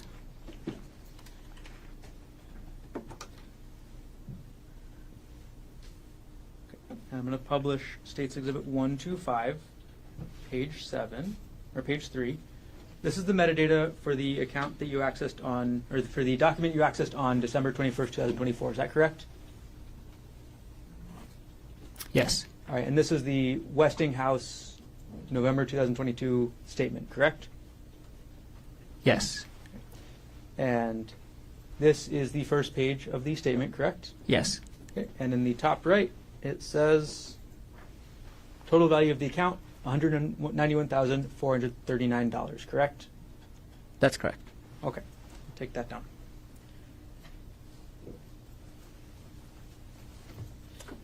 December 24th, 2024, at 3:36 a.m., you accessed a document from 2018 on your computer, correct? I don't recall that. I'm going to publish dates 125 at page 7. On December 24th, 2024, at 3:36 a.m., you accessed a PDF, correct? I have no recollection of accessing this. This is a document that talks about. Objection, non-responsive. Sustained. Okay. Now, the last access date and time from this metadata is December 24th, 2024 at 3:36 a.m. Correct, Doctor? Yes. Okay. And the file is located in a folder called Pit or Dropbox/RE/Pit Tuition Benefits, correct? That's correct. And the specific document discusses the tuition that paid for Arielle's master's degree, correct? I don't. That's part of it. Until I see the document, I can't tell exactly what it is, but I think it talks about, because I was Go to page 8. Well, can you let him finish? Go ahead. I was an employee of University of Pittsburgh, and through that we got some benefits that helped pay for her MBA that she was doing at University of Pittsburgh. So that's just what I asked, right? Well, is there a question? That's the next question. That is the question.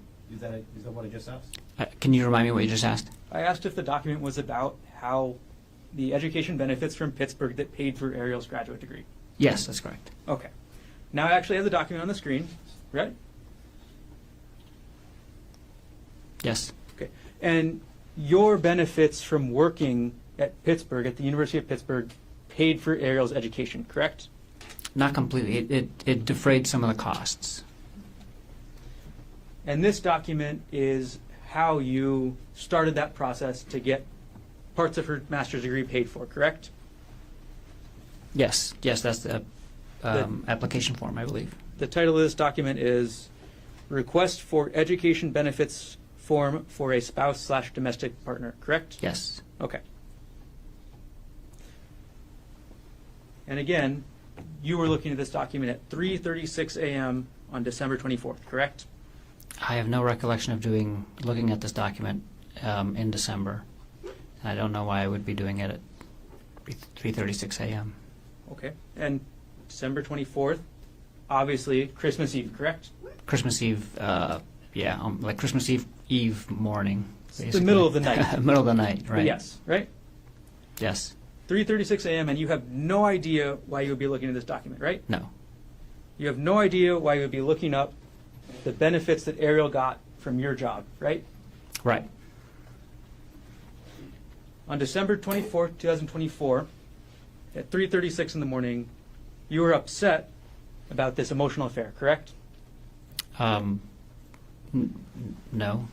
You were I was thinking probably sleeping.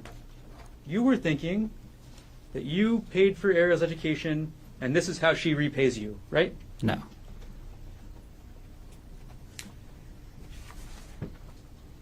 So your testimony today is that you were not thinking that, right? Yes. Your testimony today is you have no idea why you were looking at these benefits, right? Yeah, I don't remember looking at this, and I don't remember the reason, if I did. And you testified you have no idea why you would have looked at it in the first place. Is that right? Not at this time, no. All right, we're going to publish State's Exhibit 105. I'll make sure we start at page 1.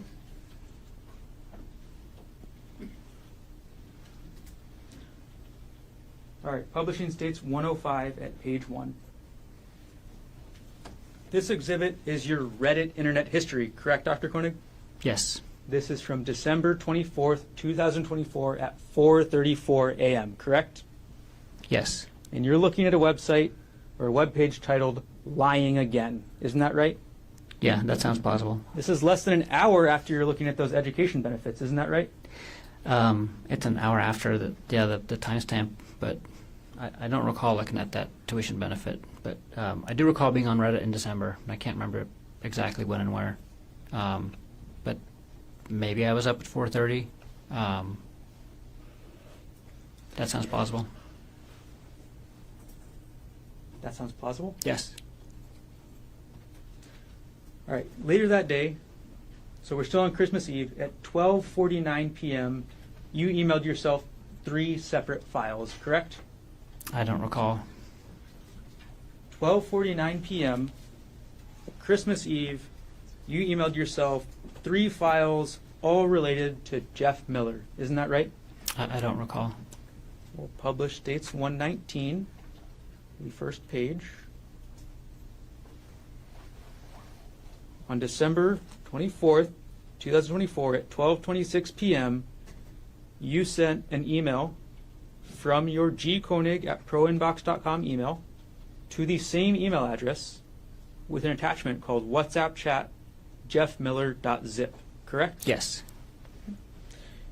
And then we're going to publish States 120, the first page, the metadata. At 12:20 p.m. on the same day, Christmas Eve, you sent yourself WhatsApp chat jeffmiller2.zip, correct? That's correct. And States 121 with the metadata page, the first page. On the same date, December 24th, 2024 at 12:20 p.m., you sent a third email to yourself, right? That's correct. And this was with WhatsApp chat jeffmiller3.zip. Is that right? Yes.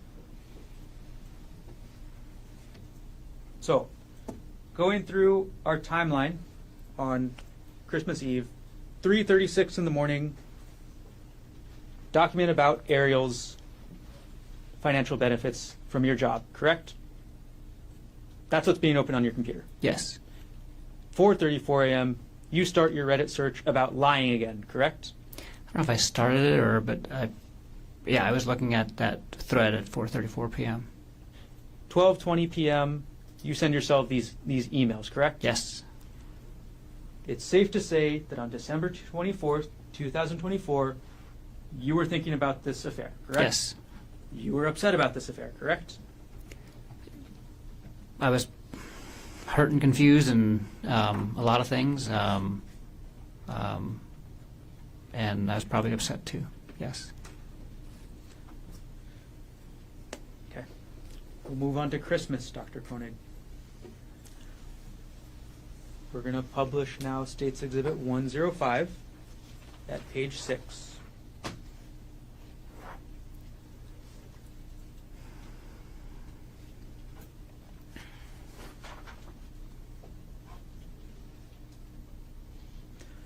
Okay, now it's on the screen.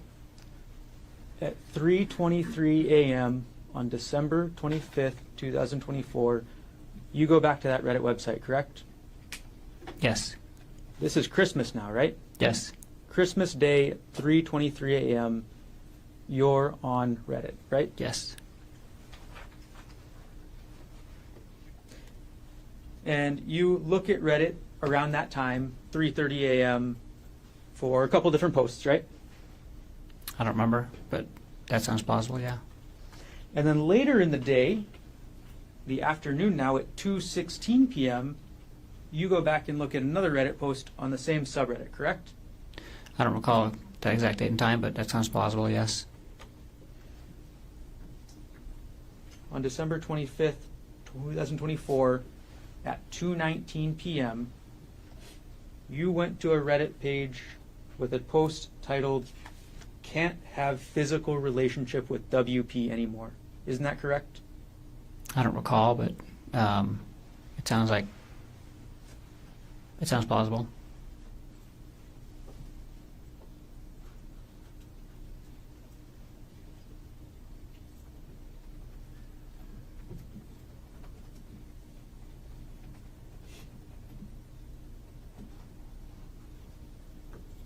We're going to publish States 105, page number 20.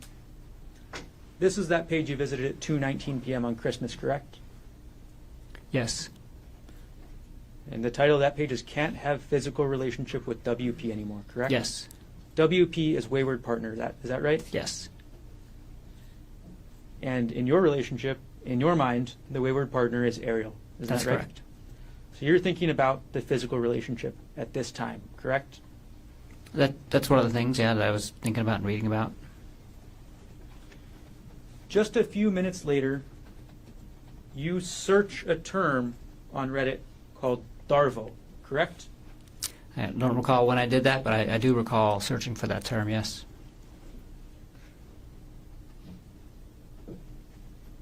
We'll publish 105 at page 24.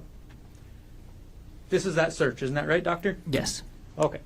And this is not a specific post about the word Darvo. This is actually a search for information about the word Darvo, correct? That's correct. And you know what that acronym means, right? Yes. The D stands for deny, right? Yes. The A stands for attack, correct? Yes. And the RVO are all connected together, and they mean reverse, victim, and offender. Is that right? That's right. So in order to use that strategy first, the accused will deny the accusation, correct?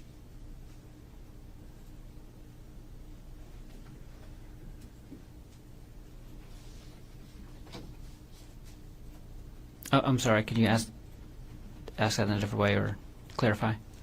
The first step under the D in deny means the accused will deny the accusation, correct? I mean, Darvo refers to a thing that Objection, non-responsive. He's answering that question.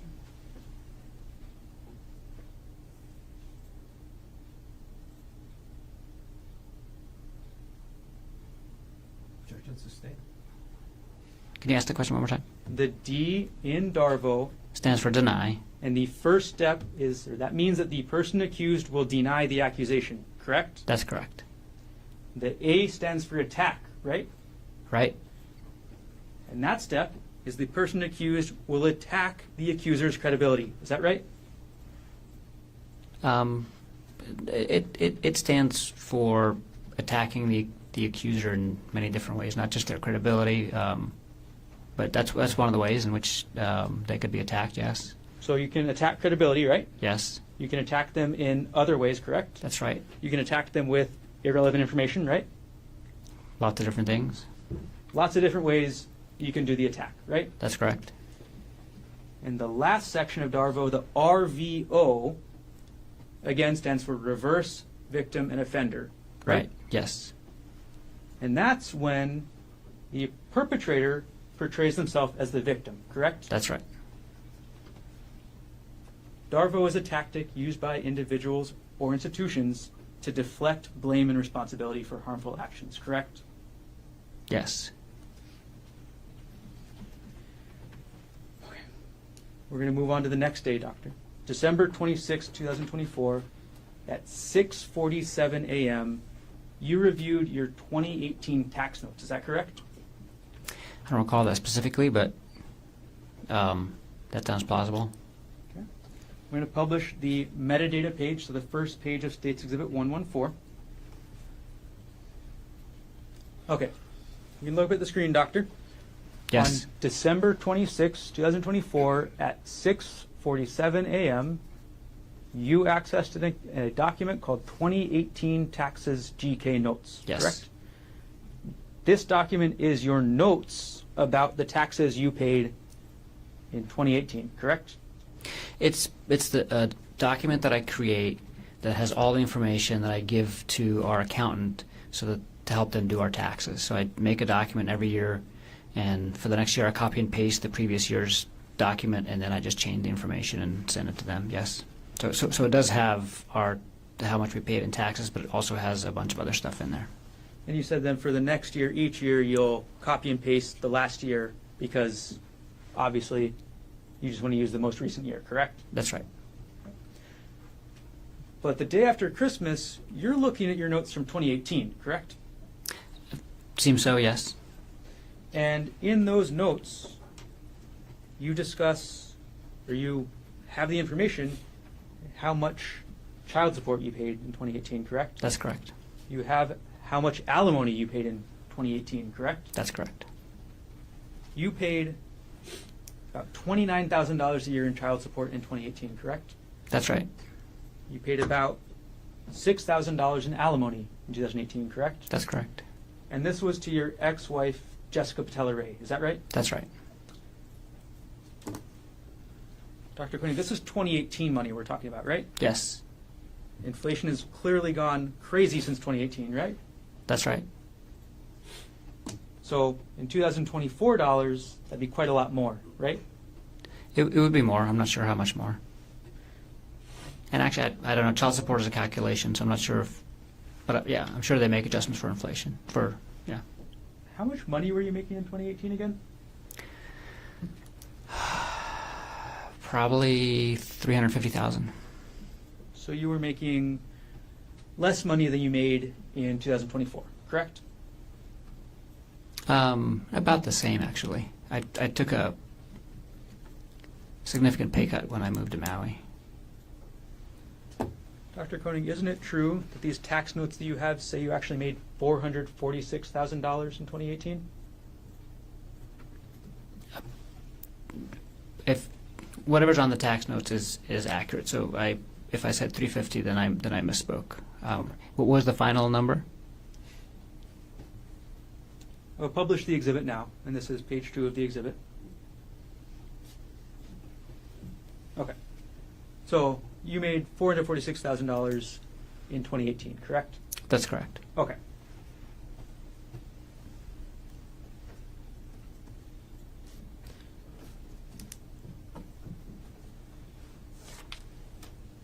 While we're talking about December 26th, we do need to follow up, Dr. Konig, because you mentioned that you had a big fight with Arielle on that day, correct? That's correct. The same day you're looking up your tax documents with your alimony and child support, you get into a fight with Arielle. Is that right? The same day that I look at the tax documents that has a lot of information on it, including the alimony and child support, I get into a fight with Arielle. That's correct.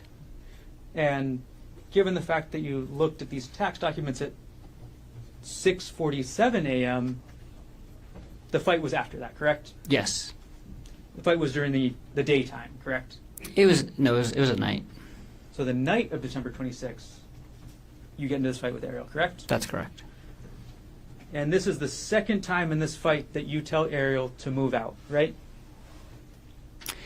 It's the second time that I ask her to move out if she doesn't take accountability for the affair. That's correct. It's the second time that you ask Arielle to leave her 18-month-old, right? That's correct. It's the second time that you ask her to leave her 4-year-old, right? Well, that's not correct. I wasn't asking her to leave the children. She would move 200 yards down the street to her parents' house and see the children as often as she wanted to, but she would not be physically living in our house anymore. So that is not correct. I did not ask her to leave the children. So you have this fight with Arielle on the night of December 26th, correct? Yes. And then, on the morning of December 27th at 6:34 a.m., you look at Arielle's pay stub again, correct? I don't recall that specifically, but it's the end of the year. I was probably looking at a bunch of tax documents and financial things, and I always get up early because I have to get up early for work, so that sounds very plausible. It was the end of the year, and you wanted to look at tax documents. Is that what you just said? That's all I can think of why I was looking at these documents then, is end of year finances. This is 2024, right? Yes, The end of 2024, you want to start preparing your taxes for the year, right? that's correct. And you decide that the best way to prepare for your taxes of the year 2024, we're going to publish dates 125 at page 10. The best way to prepare for your taxes in 2024 is to look at how much money Arielle made in the month of January 2022. I'm sorry, what's the question? This document has nothing to do with how much money you'd pay in taxes in 2024, correct? That's correct.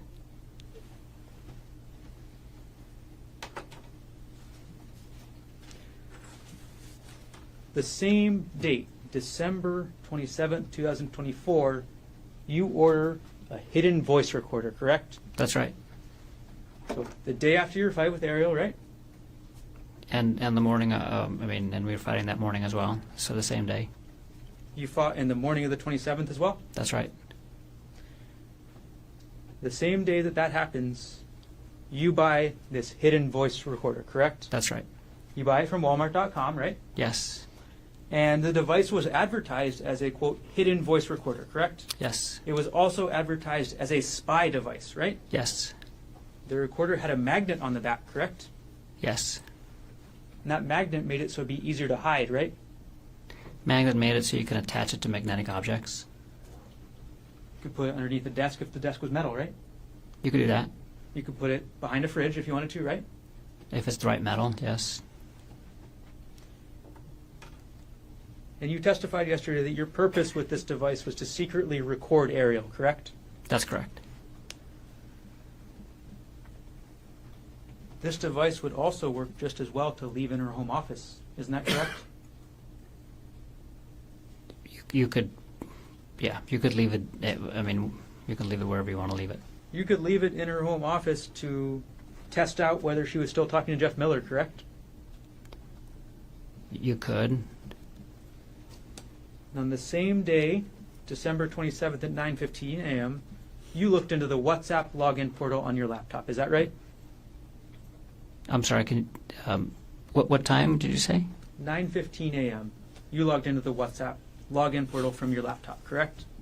That sounds plausible, yes. So as you're having this fight with Arielle in the morning, 9:15 around then, you log into WhatsApp, right? Yes. You want to find out who she's been talking to, what she's been saying, right? No. I was logging into my WhatsApp. You want to find out if Arielle's still... Sorry. At that point in time, I was not logged into her WhatsApp on my computer any longer, but I was using WhatsApp for my work, and I was logging into my WhatsApp. So your testimony is that immediately after having this fight, after same day you're ordering this recorder to spy on Arielle, that you're logging into WhatsApp for other purposes. Yes. And on December 27, 2024, you order another audiobook. Is that correct? I don't recall. You order an audiobook called Getting the Love You Want, right? Oh, yes, I do, yes. Okay. Let's walk us through December 27th again, Doctor. In the morning, 6:47 a.m. Sorry, let me get the time correct. In the morning at 6:34 a.m., you look at Arielle's January 2022 pay stub, correct? Asked and answered. Just going through it again here. Just went through it. Yes. Yes. Is that the answer to my question? I'm sorry. Can you ask the question again? Okay, we're going to review December 27th, 2024, okay? So 6:34 a.m., you look at Arielle's old tax document. Asked and answered, Your Honor. Just went through this. He didn't answer it. Overruled. I mean, about 8 minutes ago, we went through this. He's answered no. Yes. Okay. You looked at her, or you also got into a fight with her that morning. We continued an argument from the previous night. Same day you order the hidden voice recorder? Yes. Same day you log into WhatsApp? Asked Yes. and answered. And same day you order this next audiobook, correct? Yes.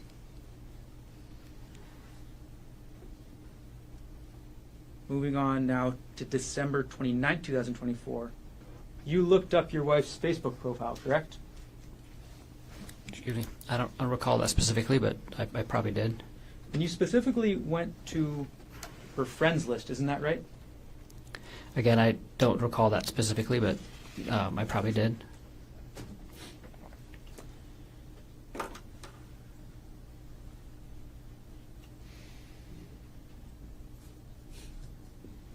Now, on December 30th, 2024, we're moving closer to New Year's, right? Yes.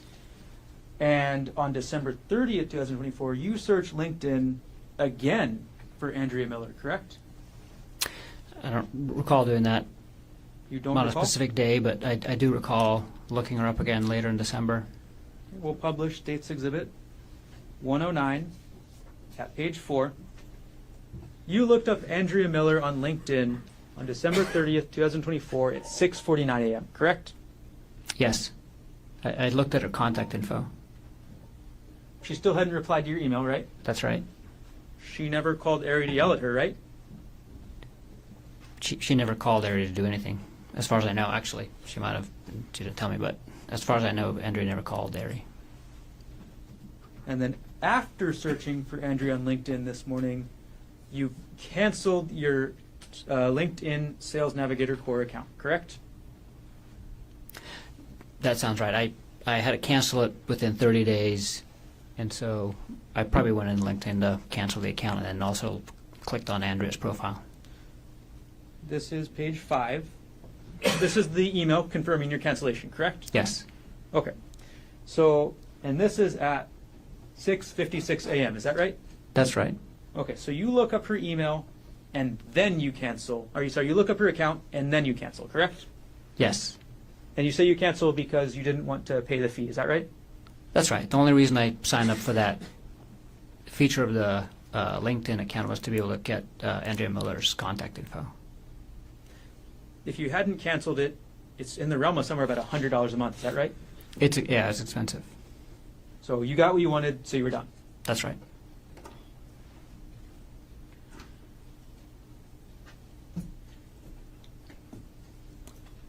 And on that same day, December 30th, you also purchased a new audiobook, is that right? I don't recall. You purchased an audiobook called Not Just Friends on December 30th, 2024, is that right? I do recall purchasing that book. I'm not sure of the exact date, but that sounds like the right time frame, yes.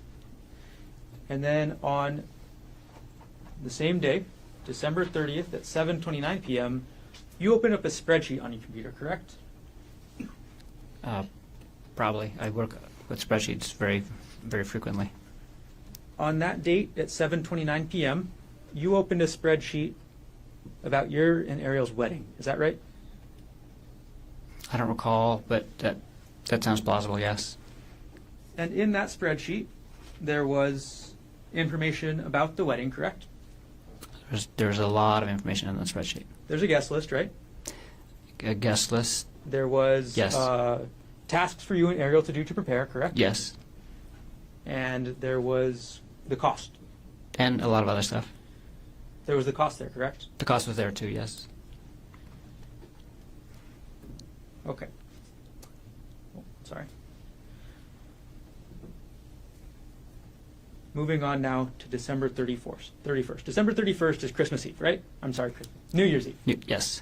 Okay, New Year's Eve, 8:38 p.m., you accessed a PDF file on your computer from that JPR divorce folder. Is that correct? I don't recall doing that at all. You don't recall? No. We'll go to States 113. We'll publish page 2.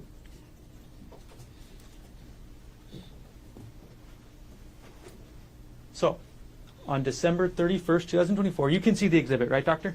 Yeah. Okay. On December 31st, 2024, at 8:38 p.m., on your computer, this document was opened up, correct? Again, I don't recall opening up this document, and I can't think of a reason why I would have opened up this document. Again, it's a credit card statement from 2016 that was part of the hearing on the divorce, but it's not even actually it's not even the document for the divorce hearing. It's just one of the credit card statements, and I have no recollection of opening this document at that time, and don't know why I did that, or if I did it. And that's what I'm saying, because it says file system last access. Like, so does that get triggered when something other than just opening the document happens? Because I don't recall opening up this document at all. You said a lot of that words there, time. but at the end of the day, you don't recall, correct? That's correct. That's Okay. correct. This document is in that same folder we talked about earlier, correct? Yes, This is supportive documents for your 2016 divorce hearing, correct? that's correct.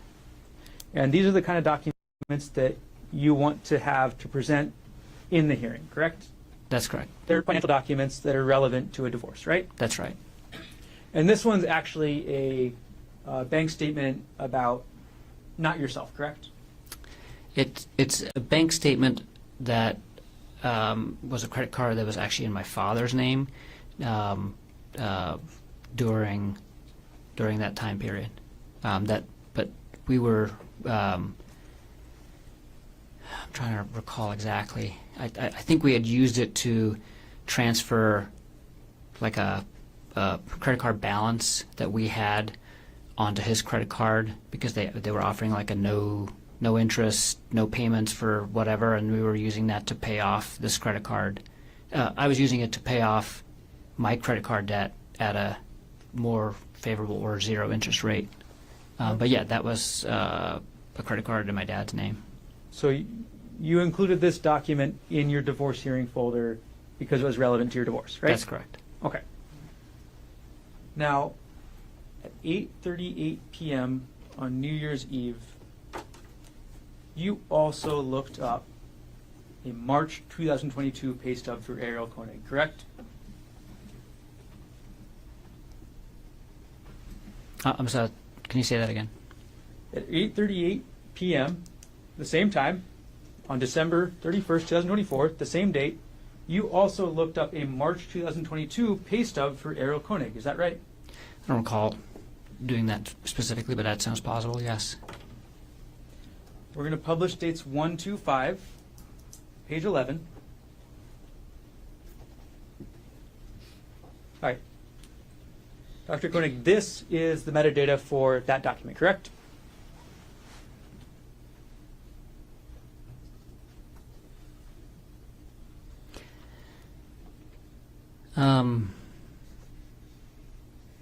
Yes, this is the data for that document, yes. Okay. And the last access date and time is December 31st, 2024 at 8:38 p.m., correct? That's correct. And this document is not in the taxes folder, is that right? Right, which is, it just makes no sense that I access this document out of that folder. Dr. Konig, that's not the question. Yes. What was the question? This document is not in the taxes folder, That's correct? correct. Okay. And again, there's no real reason to be accessing this document, correct? There's no reason that I can think of accessing this document out of that folder. I can think of a reason why I was looking at her taxes potentially at the end of the year, but I don't know why I would have never gone to that folder to look for her tax documents, because I have a tax document folder that has all of her tax stuff in it. And again, the document we're talking about is literally just a pay stub for 1 month, right? That's right. It's the only information in that document is how much Arielle got paid in March 2022, right? Right. no relevance to taxes in the year 2024, correct? That's right. She's not even at the same job at this point, right? That's right. So at the same time, the data from your computer shows opening up divorce-related documents as well as an old pay stub for Arielle, correct? That's correct. How much each person gets paid is very relevant in divorce, right, Dr. Konig? That's correct. And again, this is all 8:38 p.m. on New Year's Eve, right? That's correct.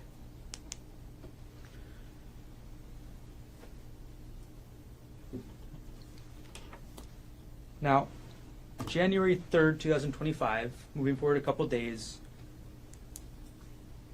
you save a file on your computer with an Excel spreadsheet that has the chats between Arielle Konig and Jeff Miller. Is that right? I don't remember the exact date and time, but I did have a spreadsheet like that, yes. You had a spreadsheet that was essentially the entire chats that they had, correct? Yes. And you saved that in January 2025, correct? I don't remember the exact date. I thought I did that in December. I know I created the file in December. Okay, we'll publish dates 139, and you created the file on December 24th, 2024, correct? That sounds more reasonable. Okay. You accessed the file on January 3rd, 2025, correct? It looks like it, yes. So it's safe to say that on January 3rd, you're still thinking about these messages, right? Oh, absolutely. They're still in your mind a lot, right? Definitely. You're still upset? I'm still thinking about the affair.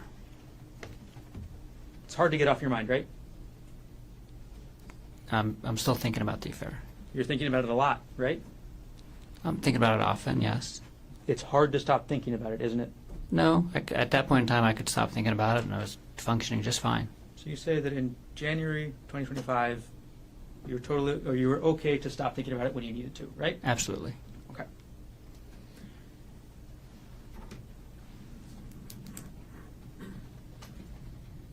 On January 7th, 2025, you purchased another audiobook, correct? I don't recall. We'll put States Exhibit 106 up on the screen. And this is going to be page 6 of 7. On January 7th, 2025, you purchased an audiobook called Not Just Friends, correct? I thought we said that I purchased that on the 30th. January 7th, 2025. You purchased this audiobook, correct? Yes. And on January 7th, 2025, again, the title was Not, and it's in little half quotes, Just Friends, right? Isn't that the same book that we said I purchased on the 30th?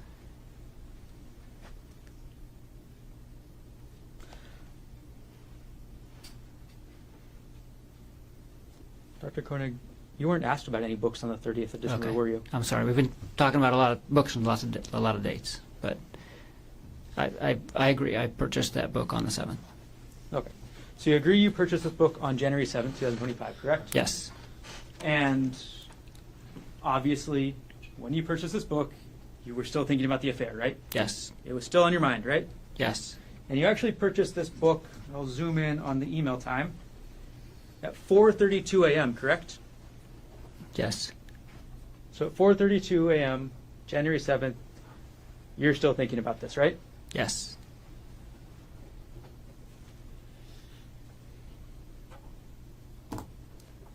The same day, January 7th, 2025, at 6:59 a.m., you go back into your JPR, Jesse Patella Ray, divorce folder, correct? I have no recollection of going into the divorce folders from my previous divorce during this time. Again, no recollection? No recollection. We're going to publish dates 113 at page 3. Can you take a look at that? Yes. All right. So this is a file name 2012-412 Ghent plane ticks, correct? Yes. The document we're talking about is a plane ticket to go to the city of Ghent in Belgium, correct? Yes. And that's a trip that you and Jesse Patella-Ray took together, right? Yes. And as the metadata shows, the last access date and time, January 7th, 2025 at 6:59 a.m., correct? Yes. This one is not in the supportive documents folder, though, is it correct? Is it? No, it's in the same hearing folder, but it's a folder called Jesse Lived Extravagant Life. Jesse being the woman you were divorcing at the time, correct? Yes. You made a folder called Jesse Lived an Extravagant Life, right? That's correct. You were a little bitter at the time you made this, right? I was feeling a lot of emotions, I guess. I was mostly happy that I was getting divorced.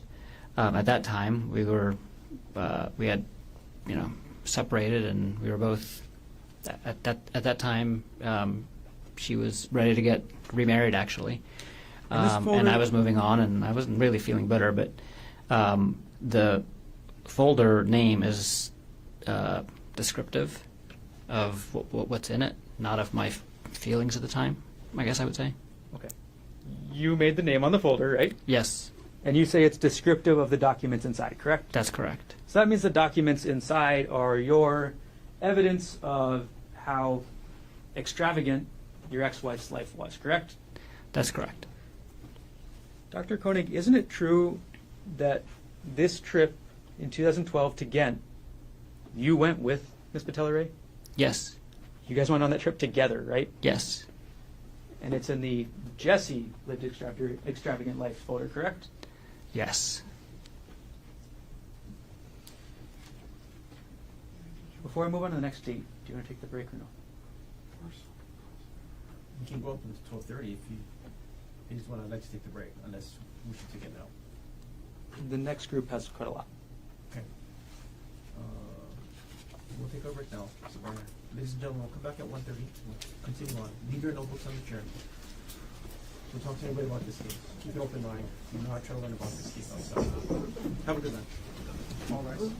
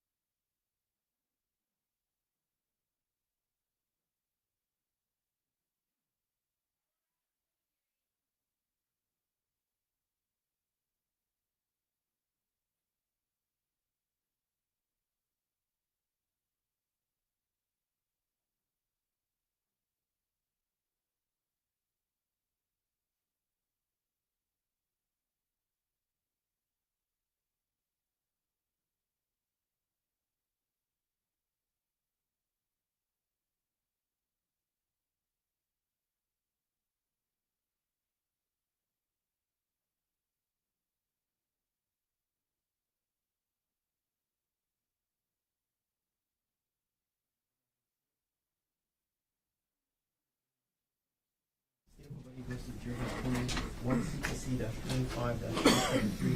Dr. Konig is present in court with all 4 counsel of record. All jurors are back in the courtroom. Dr. Konig, if you could return to the witness stand.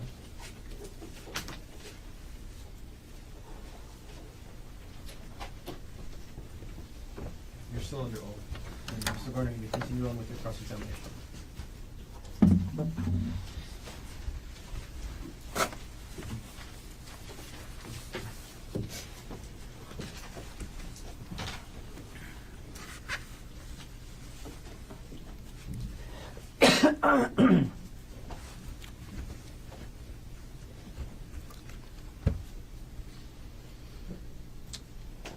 Good afternoon.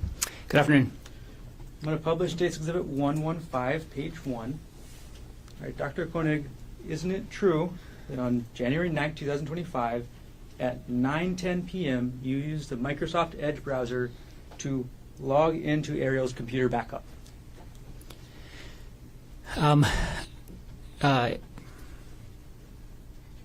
Yes.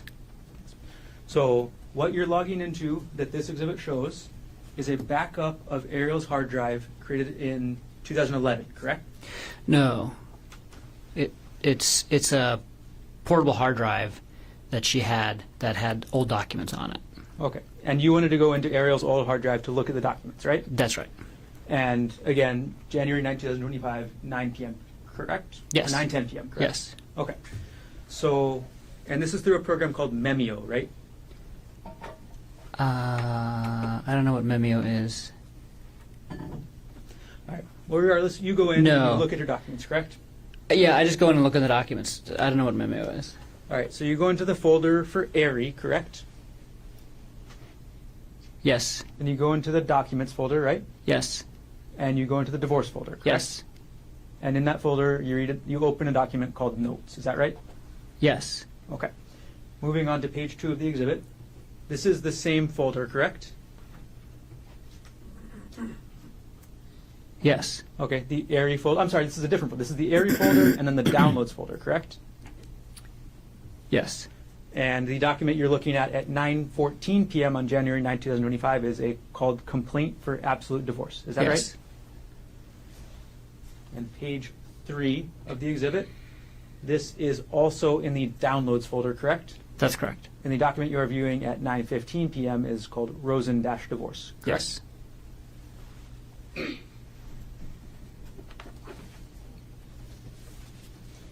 And again, these were all on Arielle's external hard drive, correct? Yes.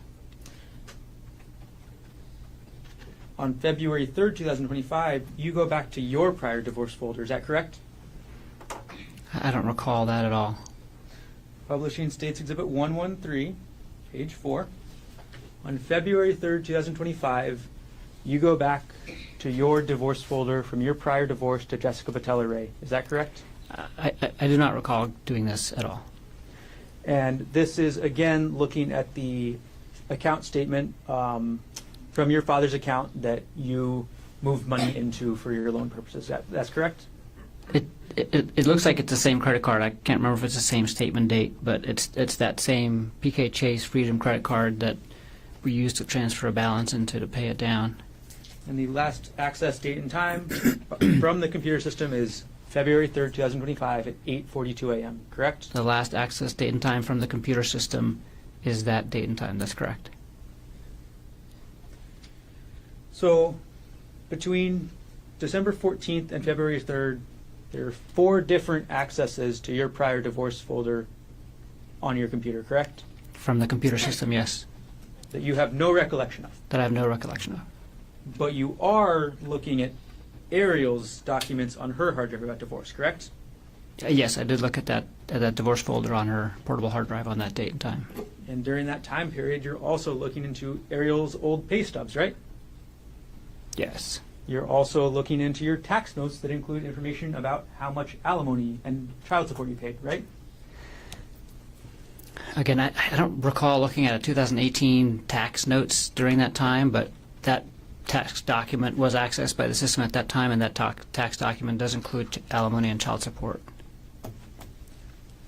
And you're researching these financial documents and these divorce documents because you want to see how much damage you're going to suffer in a divorce. Isn't that right? That's not right. In January, you also review your wedding documents again. Is that correct? I don't recall. Maybe show me what you're discussing.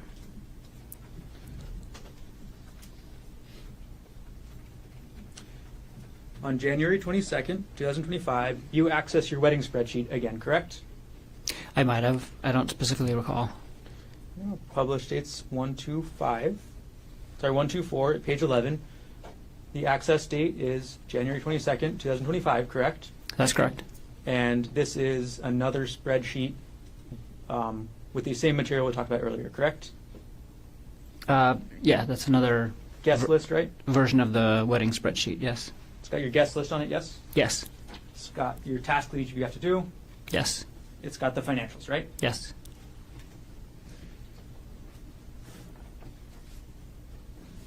And on the same date, January 22nd, 2025, at 3:04 p.m., you view a document called Worthington Konig Wedding Room Block, 9.14.18, correct? I don't remember doing that at all. You have no recollection of I this. have no recollection of doing that. It's the same date as the Excel spreadsheet, right? Yes. We're going to publish dates 124 at page 12. And again, if you can look, the file system last access date, January 22nd, 2025 at 3:04 p.m., correct? Yes, I see that. Okay. And in this document, this is the reservation for the venue of your wedding, correct? That's right. And it specifically shows how much that cost. Isn't that right? I have no recollection of what's on that document. No recollection. Okay, we'll publish to the next page.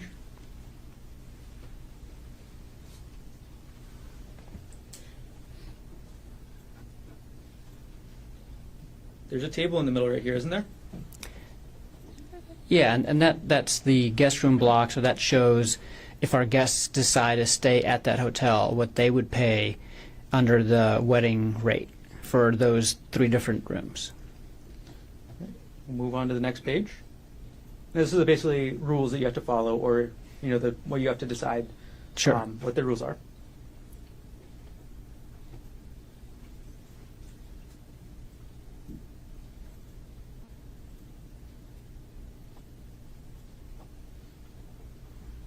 And this has an anticipated revenue section, correct?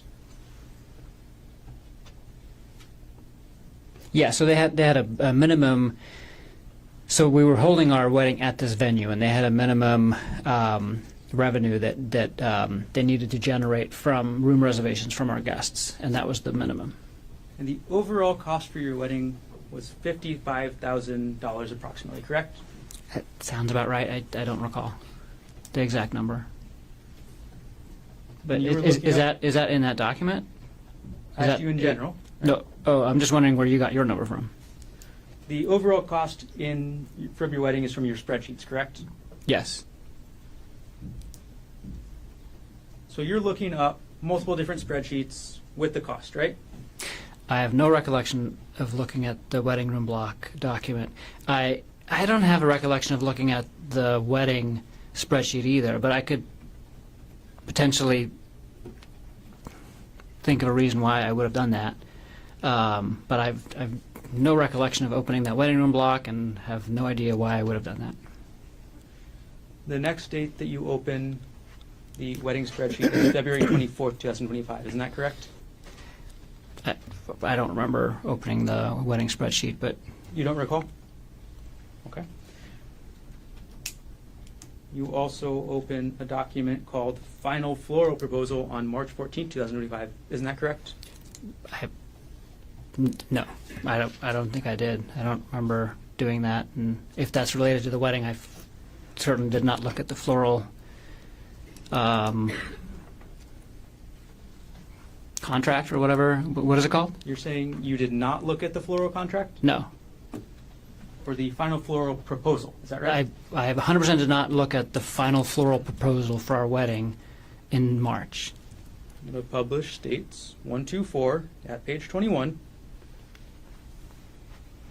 The document that we're looking at has a file name of Final Floral Proposal, correct? That's correct. File system, last access date and time, March 14, 2025. Yeah, the computer system accessed it on that date and time. I have no recollection of opening this document and looking at that date and time. The computer system did all this? Yes. The computer system opened this document, is what you're saying today? I'm not sure what Where the does computer access system go? did. It says accessed. That is what the computer It says system. access. Just there. The computer system accessed this document, right? That's correct. Okay.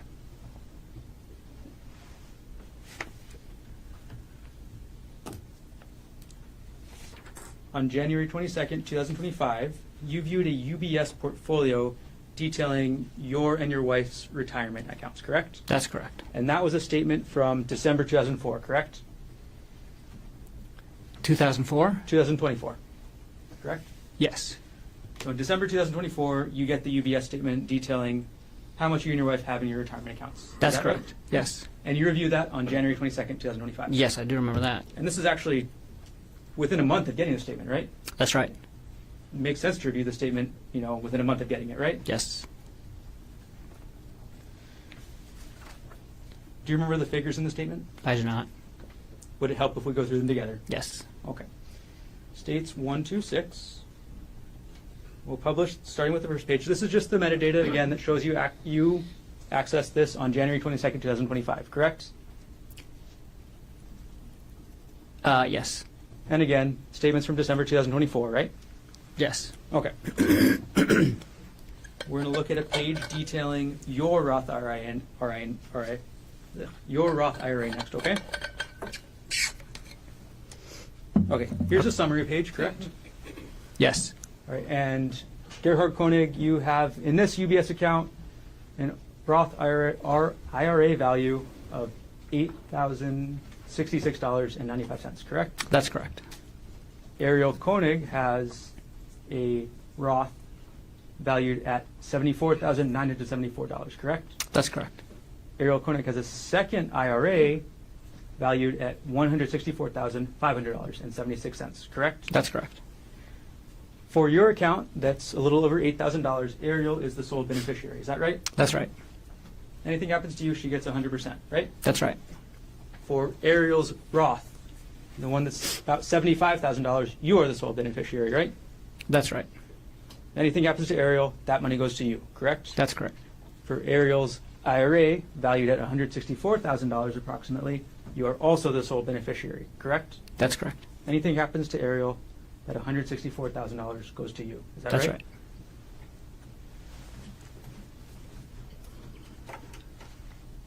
In January 22nd, 2025, that's about the same time that you're doing all your life insurance work, right? That's right. And that's the same, or around the same time that you send Arielle that email instructing her to get a $250,000 life insurance policy, correct? I did not instruct her to get that. It was a discussion that we had together, and the email was a summary of the product and the person to talk to after I contacted AAA. So I wasn't telling her to get life insurance. It was, here, contact this guy and ask for this product to get the life insurance that we discussed. And you sent that on January 21st, is that correct? I don't recall the exact date, but that sounds like it's the right date. On February 4th, 2025, you viewed a May 2022 pay stub for Arielle, isn't that correct? I'm sorry, say that again? On February 4th, 2025, at 2:29 p.m., you viewed a May 2022 pay stub for Arielle, correct? I have no recollection of that.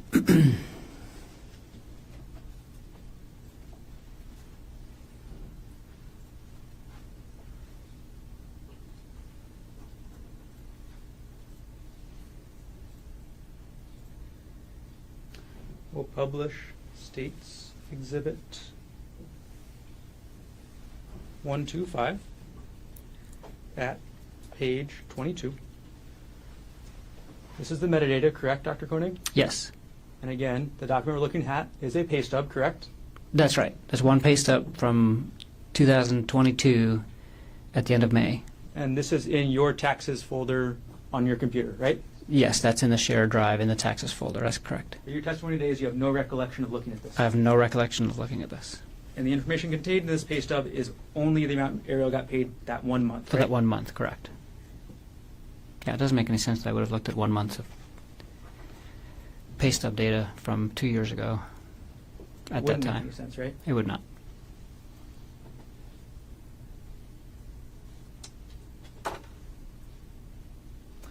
On March 14th, 2025, you viewed a 2018 Wealthfront account statement for Arielle. Isn't that correct? I don't have any recollection of that. Published States Exhibit 125 at page 24. Now, again, this is about a 2018 statement, correct? That's correct. And this is a statement for an account, a retirement account, or sorry, an investment account belonging only to Arielle. Isn't that correct? Yeah, but I don't even think she still had it at this point in time. So this was a. Objection, non-responsive. Yeah, I have no recollection. I have no recollection of looking at this document. Ask the question again. This document is from 2018, correct? That's correct.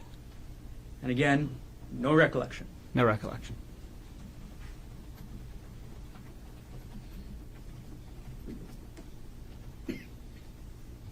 On March 16th, 2025, you viewed a document, again, about Arielle's retirement accounts, correct? I don't have a. I might have.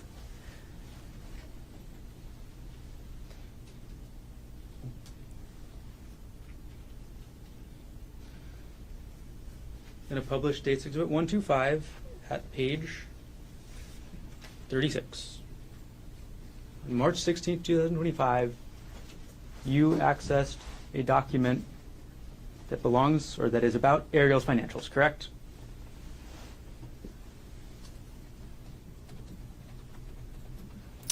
This is on my desktop. I don't know what's in that document.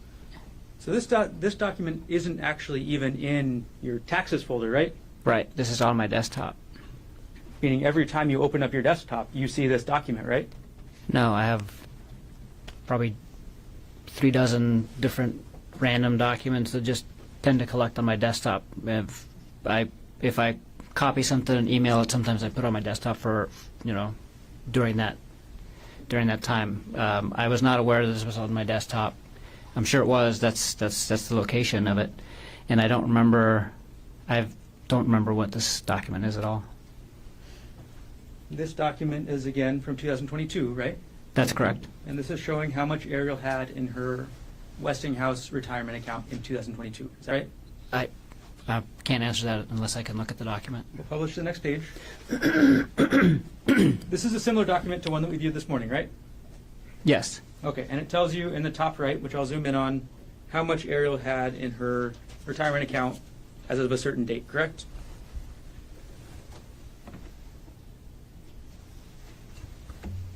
Yes. It says the total value of that account, and what's the date? The date was, the account summary shows 2022 in November, correct? Oh, yeah. So this document is about Arielle's retirement account from November 2022, correct? That's correct. Yeah, I remember looking at this. I did look at this. Okay, now you do remember looking I at do, this. yes. Okay. And November 2022 is a couple years before March 2025, correct? That's correct. It's 2.5 years, right? Yes.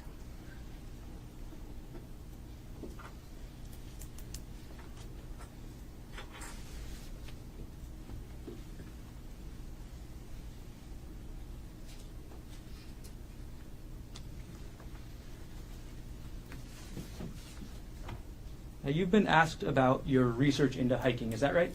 That's right. And you testified yesterday that you do a lot of hiking, right? I do. Isn't it true that there are only searches and computer data related to hiking between the dates of February 28, 2025 to March 4, 2025 on that computer? That's correct. Well, objection. There was a search range in the search warrant. Do we speak in objections? there was a search range in the search warrant. This question was about the entire computer. Approach.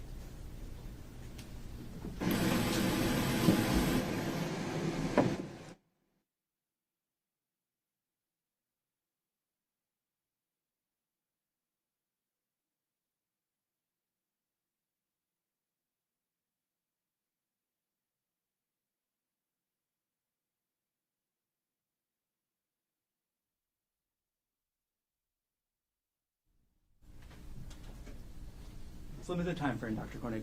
Between December 2024 and March 2025, the only data related to hiking from your computer is for those 5 days, correct? That's correct.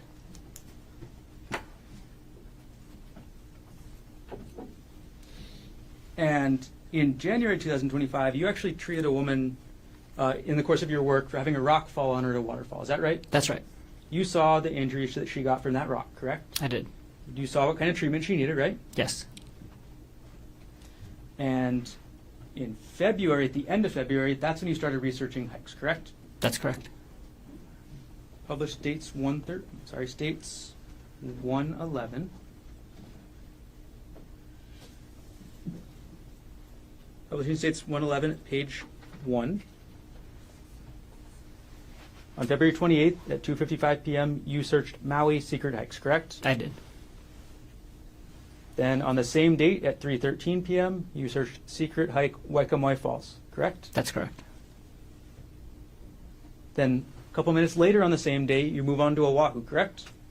Yes. And you search best Oahu hikes, right? That's right.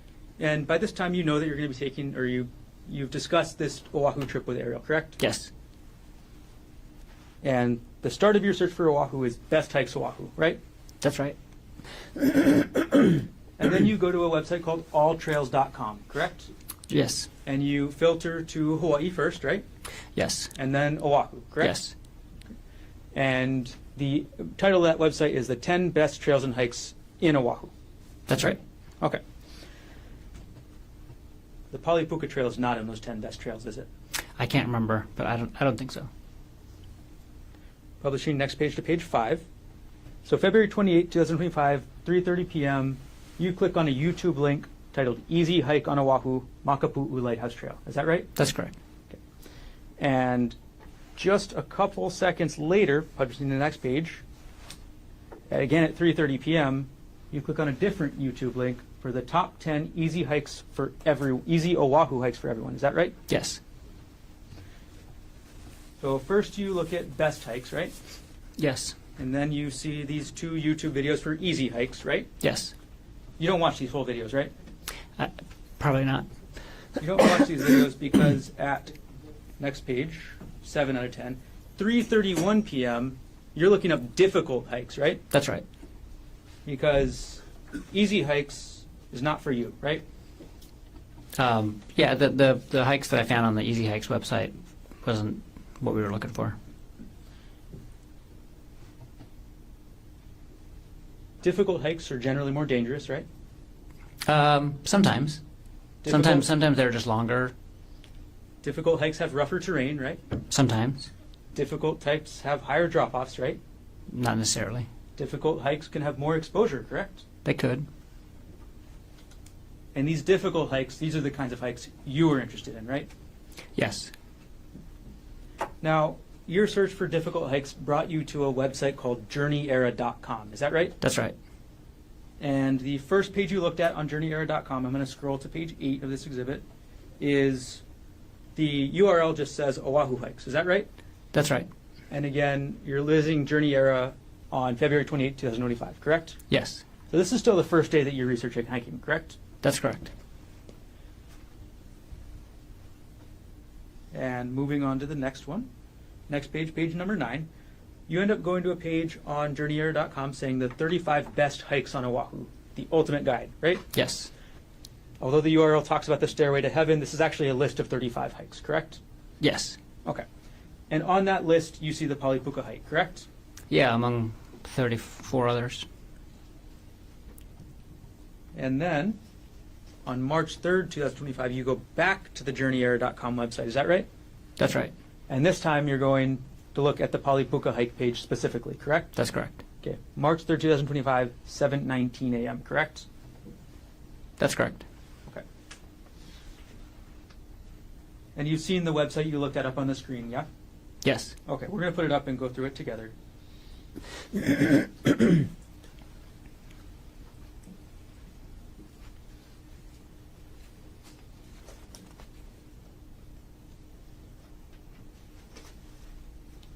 All right, this is the front page of the website, right? Yes.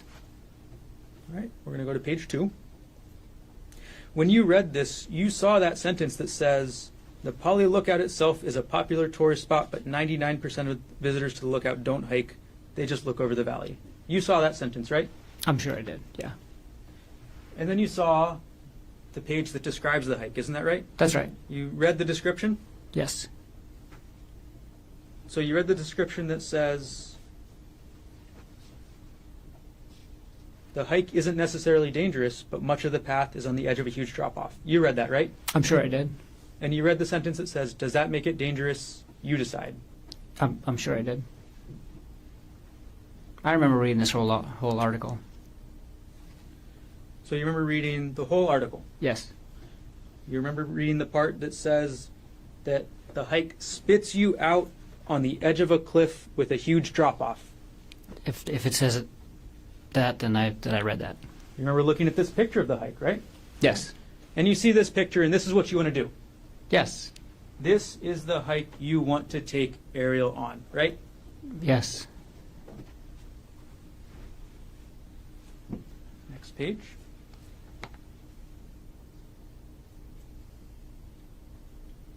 In this page, the author describes and shows a picture of themselves enjoying themselves, right? That's right. They're looking out over the entire windward side, is that right? That's right. And this picture on this side has the puka, is that right? That's right. And this is at the end of the hike, right? I assume so. Actually, from what I've remember from the description is that you can keep going past this for a little while still, but it's close to the end. And I've never- this is I've never ultimately been where there. you want to take Arielle, right? Yes. This was the plan, to take her to this section, correct? Yes. And to take Arielle to this section of the puka, you have to take her through this section, correct? Yes. You have to take her along this trail, along the cliff. Is that right? Presumably, I never got to this point in the trail, but according to the pictures, yes. You never got this far in the trail, right? No. The plan was to get that far in the trail, though, right? Yes.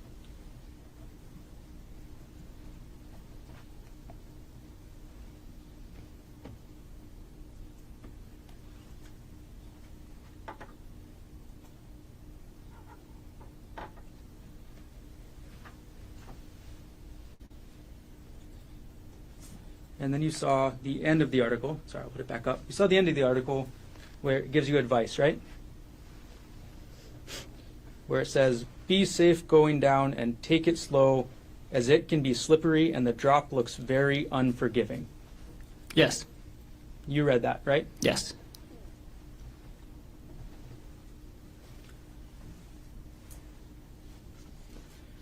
Now, while this is all going on, you've also been working on updating the insurance, correct? Yeah, so we applied at the end of January, and this was March 4th. Yeah, by this time I think Aries' policy had already gone through, and either one, and maybe one of my policies did, but not both. Your insurance policy doesn't go through partially until March 12th and then completely on March 24th. Is that correct? That sounds right. On March 17th, you actually search up Arielle's profile on Facebook again. Is that correct? I don't have a specific recollection of that, but I probably did. And on March 4th, 2025, you were also looking at WhatsApp again, correct? Probably. I was using WhatsApp every day You were using WhatsApp every day. for work. Now,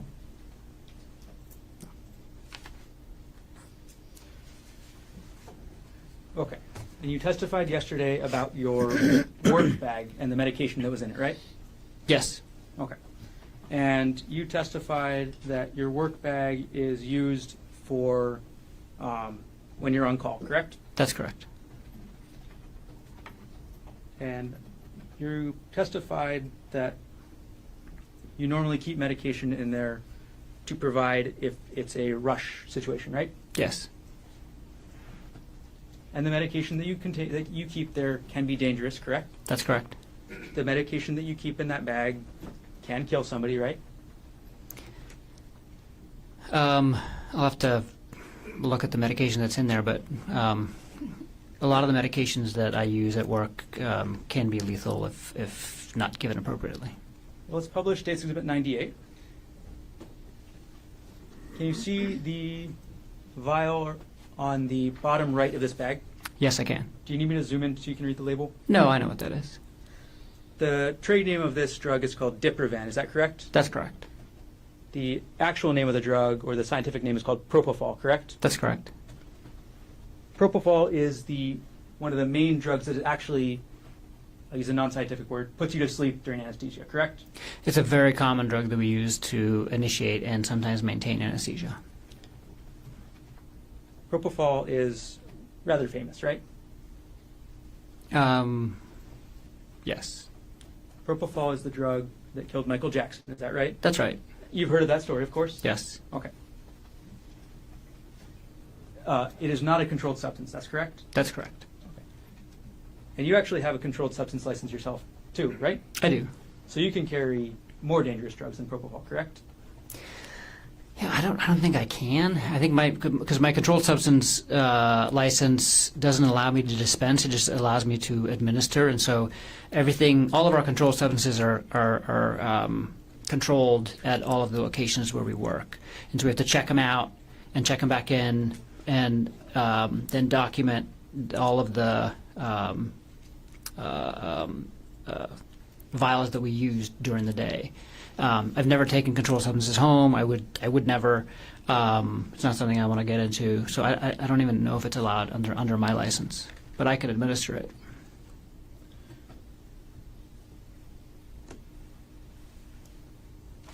All right.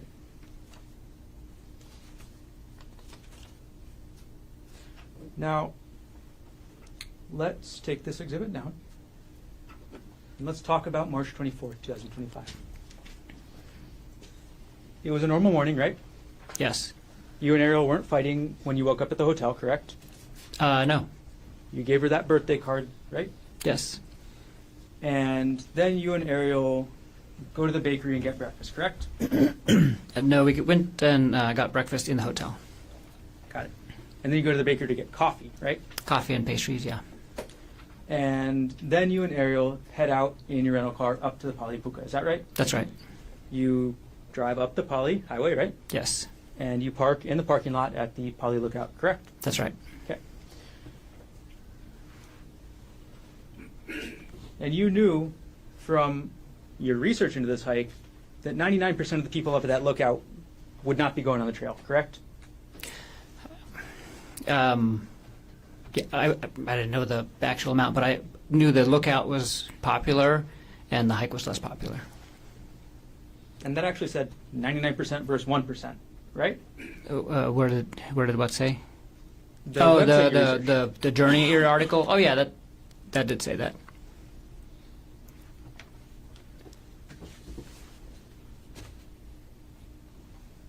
The website even told you, does that make the hike dangerous? You decide. Is that right?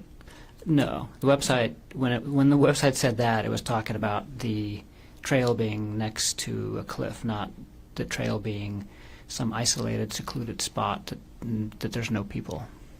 The website said you decide if the trail is dangerous, correct? No, the website said specifically, it's not dangerous if you stay on the trail, but if you don't stay on the trail, you might fall off the cliff. Is that dangerous? You decide. And you saw that cliff, right? I did. On the picture, And you saw that cliff was at minimum several hundred feet high, correct? yes, You know, common sense tells you somebody falls off that cliff, they're going to die, right? that's correct. And the website even tells you that the hike spits you out on the edge of a cliff with a huge drop off. Is that right? That's right. And that photo that we looked at shows the trail going right along the cliff edge, correct? For parts of it. And this is the hike that you wanted to take Arielle on for her birthday, right? Yes. You wanted to go through the start of the hike, correct? I'm sorry. Can you say that again? You wanted to do more than just start the hike, correct? I wanted to do more than just start the hike. That's correct. You wanted to do the whole hike, is that right? That was the plan.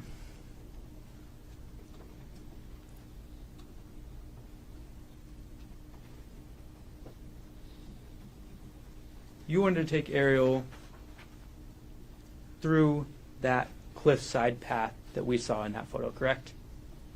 Yeah, I wanted to take her on the hike and go with her on the hike and make it all the way to the puka. That was the plan. In Publishing States Exhibit 122, you wanted to take Arielle along this path, right? That's right. Wouldn't you agree that that path is right on the edge of the cliff? Yeah, it's very, very close to the edge of the cliff. It's a narrow path, right? It's a narrow path, and then there's a little narrow strip of grass and rocks, and then there's the cliff. An empty void, right? Yes. Nothing to hold on to, right? For this part of the trail, not much. I mean, there's some brush on the other side, but you have to really watch your step. But Arielle didn't go that far on the trail that day, did she? No. 'Cause Arielle didn't want to hike anymore, right? Yeah, there came a point in time where Arielle did not want to hike anymore. Arielle deviated from your plan to go up this part of the trail, right? I wouldn't characterize it like that. Well, you planned to go up this part of the trail, correct? That's correct. And Arielle didn't follow through with that part of the plan, right? Yeah.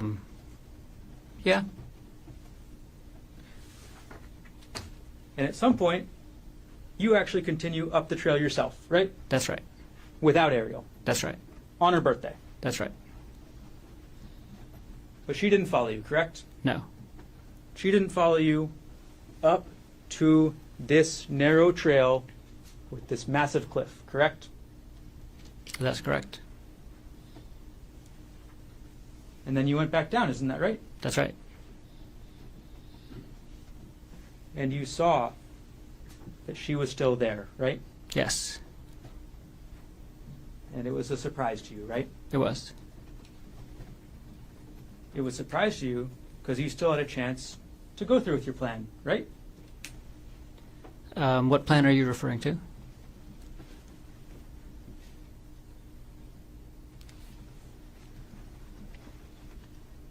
It was a surprise because you still had a chance to go through with your plan to push Arielle off the cliff. Isn't that right?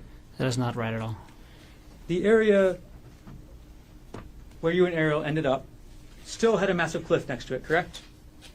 Yes, The area where you took the selfie had a massive cliff behind it, correct? that's correct. It would work just as well as the area in this photo to push somebody off, correct? It would work just as well to push somebody off. What do you, like, I don't understand the question. Well, somebody would be just as dead if they fell off this part or if they fell off the part where you guys ended up. Absolutely. Yes? They would be as dead falling anywhere along this trail because the cliff is extremely high. I'm going to take the exhibit down.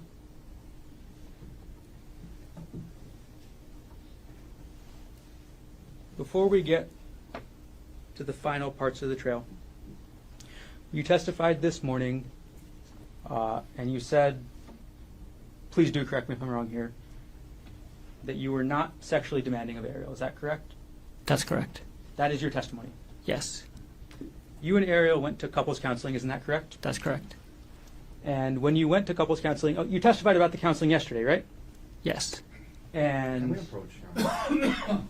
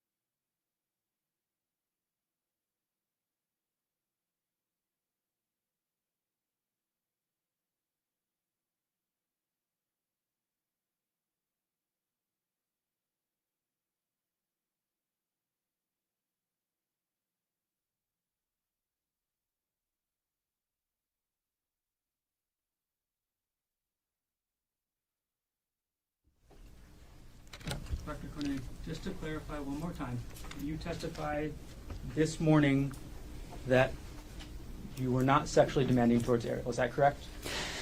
I think the question was if I ever demanded sex of Ari, and I've never demanded sex of Ari. So you say you never demanded it, right? That's right. How often did you want to have sex with Arielle? There was no specific number of times. It was up to every other day, right? Was what up to every other day? You wanted to have sex with Arielle and of an amount up to every other day. Isn't that correct? At some point in our relationship, we had sex, I'm sure, every other day for, that period of time, but there was never a point in our relationship where I... What's the question? So, in December 2024, Okay. after you confronted Arielle about this relationship, you Yes. still wanted to have sex with her every other day. That is correct? not true. We had sex for a portion of December, and it was not every other day, and I never demanded to have sex with her every other day in December or at any point in time in our relationship.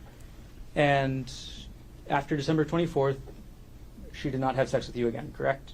After December 24th, we did not have sex again.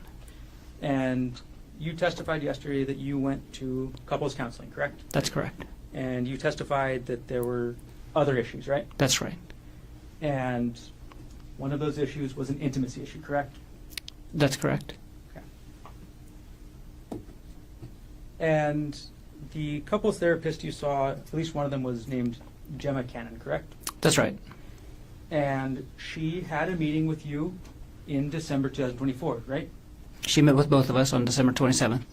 December 27th. So this is the same day as you've had this continued fight with Arielle, right?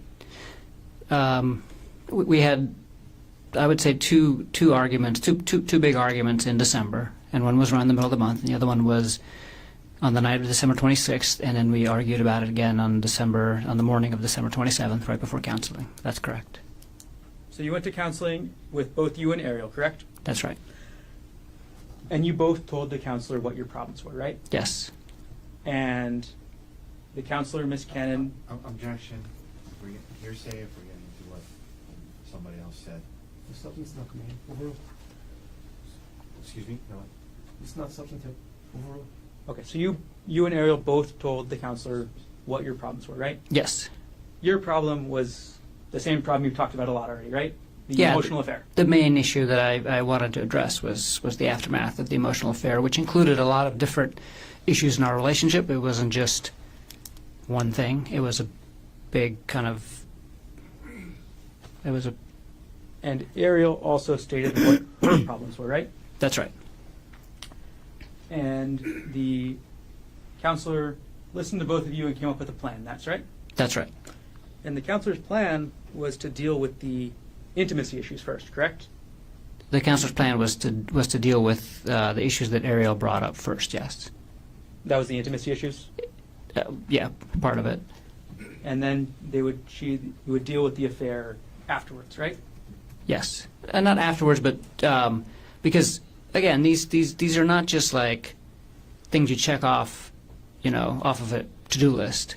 The affair was causing a lot of issues in our relationship, and addressing those issues were going to take probably years. And the issues that Ari brought up, similarly, was also not just going to be a check-off-the-box thing, and it's probably going to take some time. And the counselor said that she's going to start off with the other issues, and not start off with the affair issues, but it wasn't just like we were going to finish the one, check it off the box, and then move on to the next. There's overlapping issues, and it's all to do with the relationship. And so it's not fair to characterize it like we were going to finish one and then move on to the other. But we were definitely going to. She said, we're going to basically let's prioritize talking about the issues that she brought up first. Gerhardt, are you okay with waiting to address a lot of the issues to do with the affair until later in therapy? And I said, absolutely. And you testified yesterday that those issues about the affair were never really resolved. Is that right? No. Yes, that's right. So, talked about Arielle's issues, and the issues you brought up were never resolved, correct? I'm sorry, ask that again? The first priority was Arielle's issues, the intimacy issues, correct? The first priority was Ariel's issues, and intimacy was one of them. And then your issue, the emotional affair, was never addressed, correct? And our issue, the affair, wasn't adequately addressed ever either. And neither were the emotional issues. And I have to say, part of the affair and the aftermath of the affair, I had emotional issues, intimacy issues as well with her. So the intimacy issues went both ways. And when we... Just I'm going to ask my next question. Go ahead, sorry.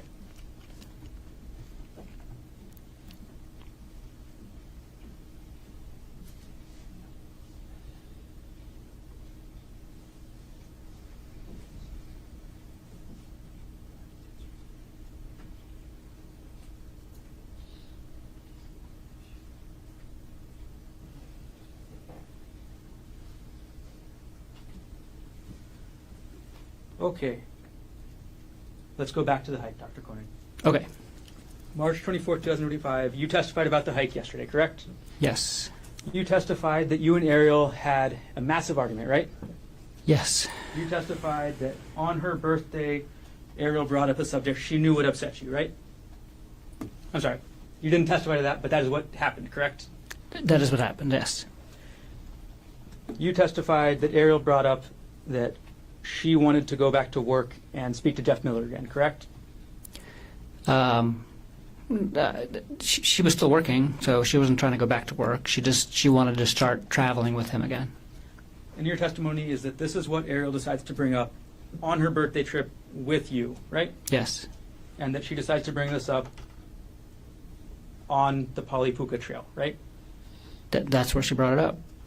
That's correct. So you testify that you have this argument, you separate, and then you come back together, right?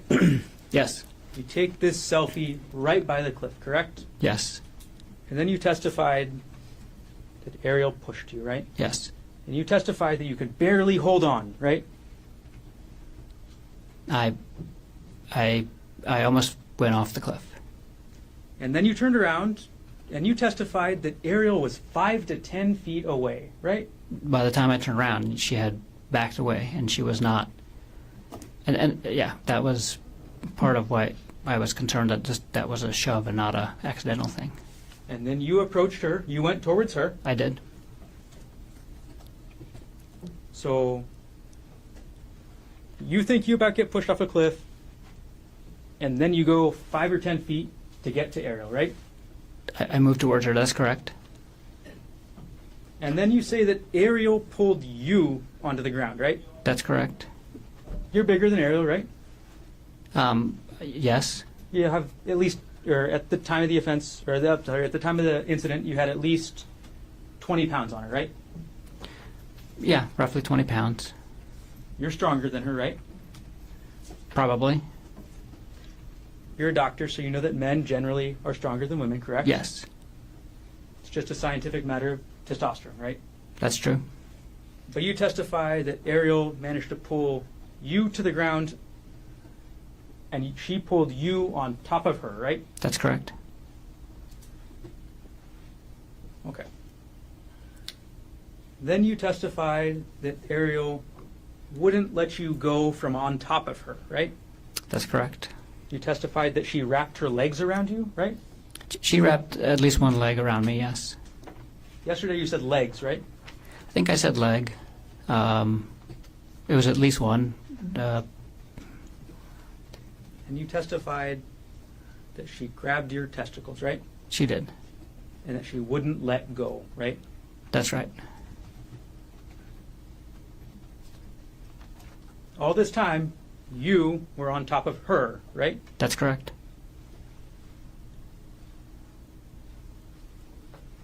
And then you testified that Arielle took that rock. I'm going to grab Exhibit 2 right now.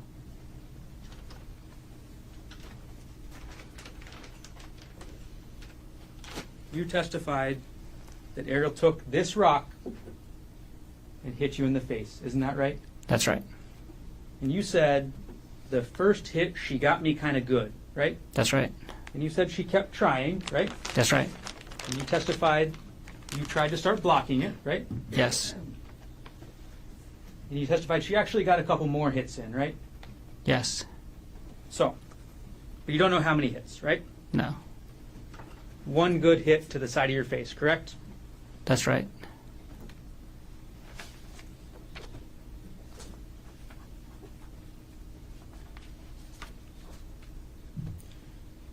Publish States Exhibit 236.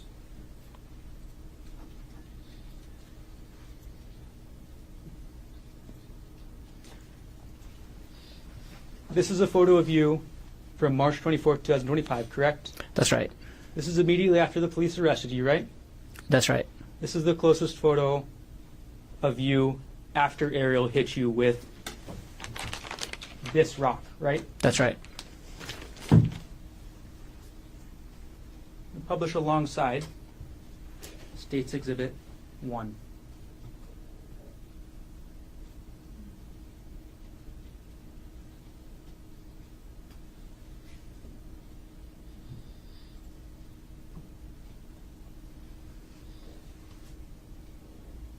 Okay, so on the right side, we have you after Arielle got one good hit with you with the rock, right? That's right. And on the right side, we have you after Arielle kept hitting you with the rock and got a couple other less good hits. Is that right? That's right. On the left side of the screen, you testified that you hit Arielle 2 times, right? That's correct. On the left side of the screen, we have the results that you say you hit her only 2 times, correct? That's correct. Let's move on to the next day.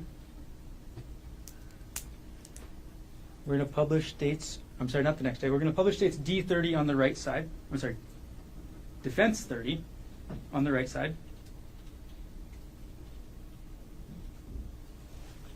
Okay, look at the right side of the screen, please. This photo on the right side of the screen is you at the hospital, correct? That's correct. You at the hospital on the night of March 24th, 2025, correct? That's correct.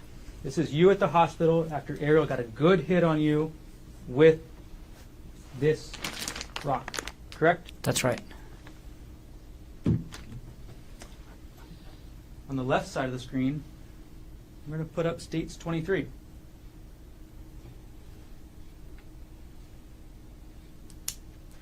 This is Arielle at the hospital, correct? That's right.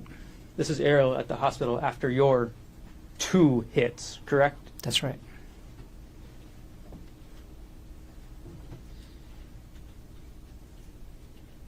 And you say only 2 hits to Arielle, right? I only hit her 2 times.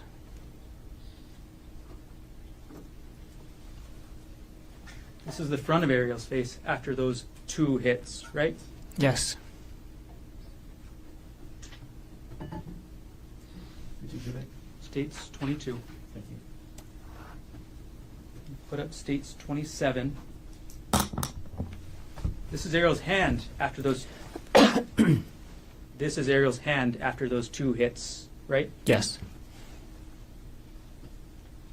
And lastly, we'll put up on the left side states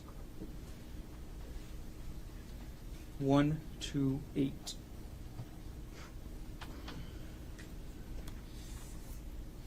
On the left side of the screen, that's Arielle on March 25th, 2025, correct?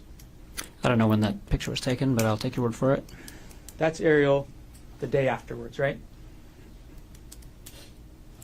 Like I said, I don't know when that picture was taken, but I'll take your word for it. We'll publish on the right side states 239.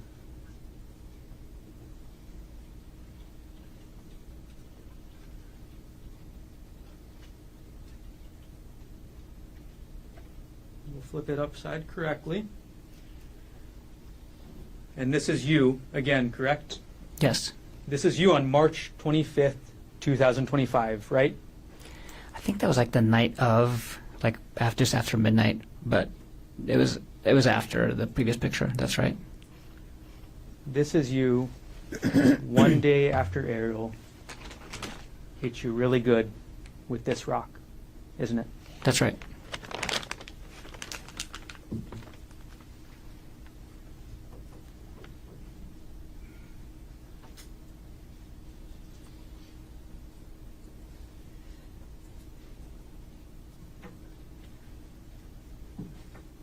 Take the recess. I'm sorry. Should we take the recess? That was a good time. Ladies and gentlemen, let's take our afternoon recess. Ms. McKellen will get to it at 2:45. Leave your notebooks on the chair. All rise.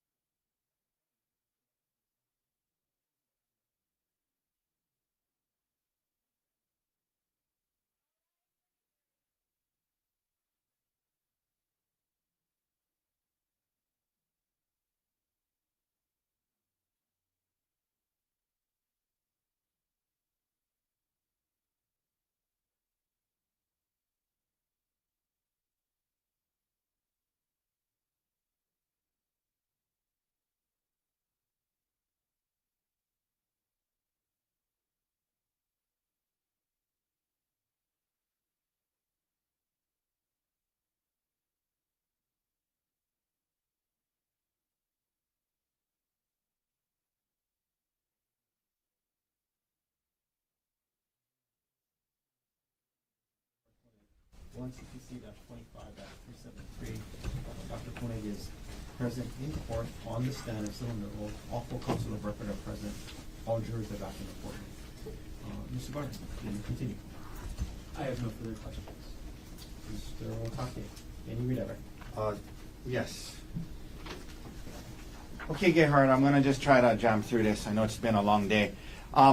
You were asked about going into detective mode. Why did you go into detective mode when you saw these things and learned about what Arielle had been doing or communicating, the way she was communicating with Mr. Miller? Why did you go into detective mode?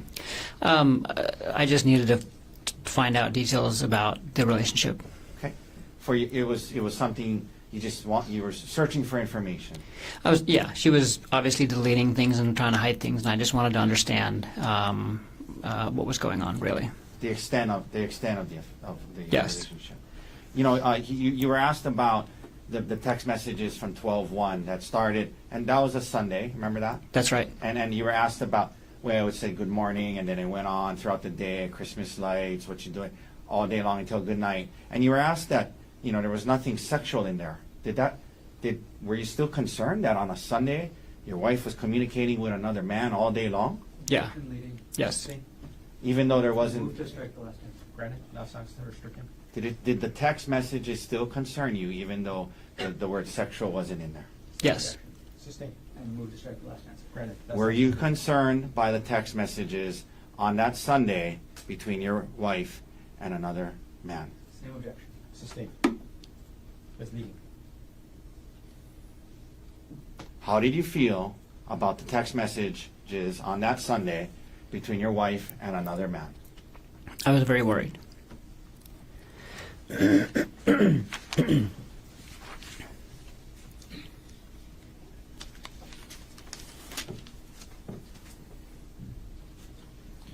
Why did you tell Bryant first? Why did you reach out to Bryant? I reached out to Bryant because he was one of my best friends, and I needed advice, and I wanted to give him a heads up about what was going to happen on the trip. Okay. When you and Arielle talked about her quitting her job, what was your interest? My interest was for her to terminate her relationship and her contact with Jeffrey Miller. Were you going to be perfect? Were you okay with her getting another job? Absolutely. Was there a conversation about her looking for another job? Objection leading. Sustained.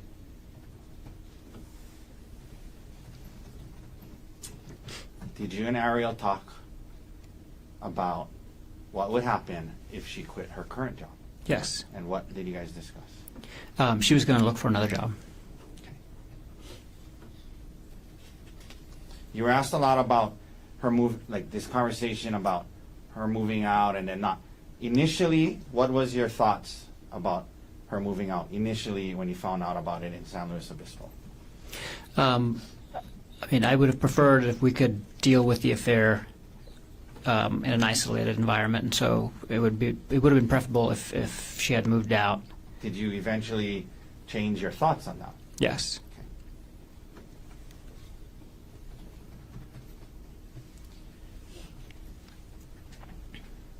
You were asked about monitoring her communications. Is there anything you learned in the audiobooks about that? Yes. What did you learn from the audiobooks about monitoring her communications and her sharing, giving up some privacy during this healing period? I learned that as part of rebuilding trust in a relationship after an affair, especially in the digital age, it is going to require proactive giving up of some degree of privacy by the cheating spouse. Okay. Now, you were asked about in the December time period certain things that on your computer when they ran this Axiom search indicated it was accessed. Okay, so I'm going to quickly ask you. I'm not going to spend hours on it. Okay. Ask you a few questions about it. Yeah. The things about Reddit and the audiobooks and things to do with infidelity. Why were you looking up these things in late December? Because I was working on our relationship. Were you still having a hard time with it all? I was. Okay. I asked Detective Inuma about how the search warrant, the computer search only pulled the terms, the relevant terms, and your name wasn't on there. Do you believe, like during this time period, you were also looking at your own financial? I most certainly was. Objection beyond the scope and expertise. Do you believe you were also looking at your own financials at that time? Yes, I most Okay. certainly were. But you heard Detective Inuma say that search only pulled the ones with her name, yeah? Yes, I heard that.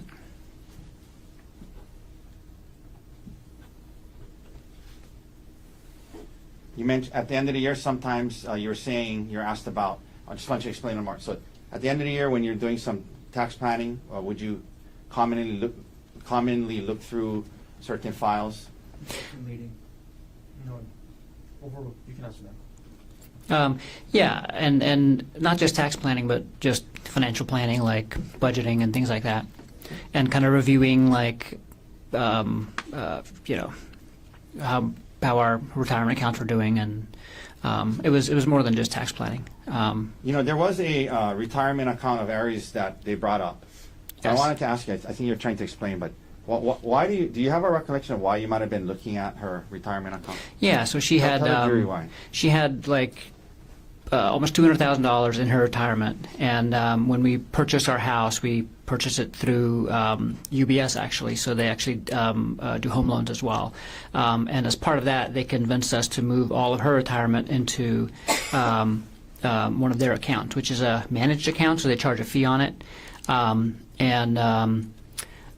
they wanted me to move my retirement account out of my account too when I terminated my job, but that was after we closed on the house. So we didn't end up doing that before we closed on the house, and I was glad because Aries' return at UBS was very poor for 2024, and so I was looking at her return in 2024 that she got at UBS, and I was looking kind of at historical data, and then I was also looking at her return that she used to get on the same retirement money when it was still held at Westinghouse.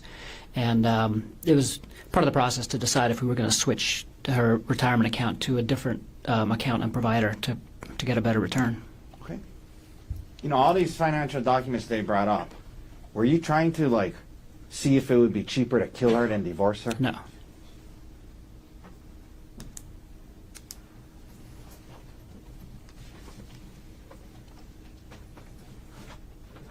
You mentioned Darvo and what that meant. Why did that term resonate with you? Oh, because so it felt like she was deflecting and then also blaming me for now the affair, and then also bringing up other things. And one of the threads that I read in Reddit talked about that idea, and then it used that acronym, and so then I was like, oh. What is this? So I looked up the acronym, and that's what it was. And so then I searched that acronym on Reddit to kind of get more information about people dealing with that specific issue. You were asked about the 2018 Word document about the 2018 taxes and about the child support and alimony. Well, we talked about this the other day, so just really quickly, what other information was on there? Oh, everything to do with our taxes. So, yeah, I don't know if you want to go into specifics, but... So it wasn't just alimony and child support. That's right.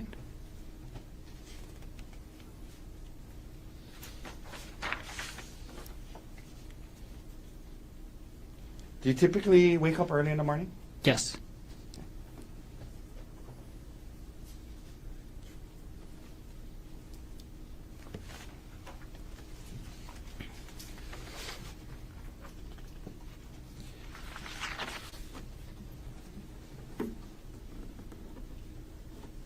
You talked about this the other day, but after looking at the Palipuka on the website, what again? Why did it seem like a good one for you guys? What was the reasons? Yeah, I thought that was going to be a really good hike for us to do because, like the prosecutor mentioned, it has these expansive views of the entire East Oahu. I'm sorry, West Oahu. No, East Oahu. and that was kind of one of our goals, is to kind of explore the island but kind of see it, so we can get an idea of what the island looks like. It was a relatively difficult hike, which we're kind of used to, and we liked hikes like that. That's like a little bit out of the ordinary. And it ended up, at this really cool spot where we can take a picture. It was close to Waikiki, and it was a short hike. Okay. Fit You into our guys wanted schedule. to do other things that day. Yes. Okay. 1 second.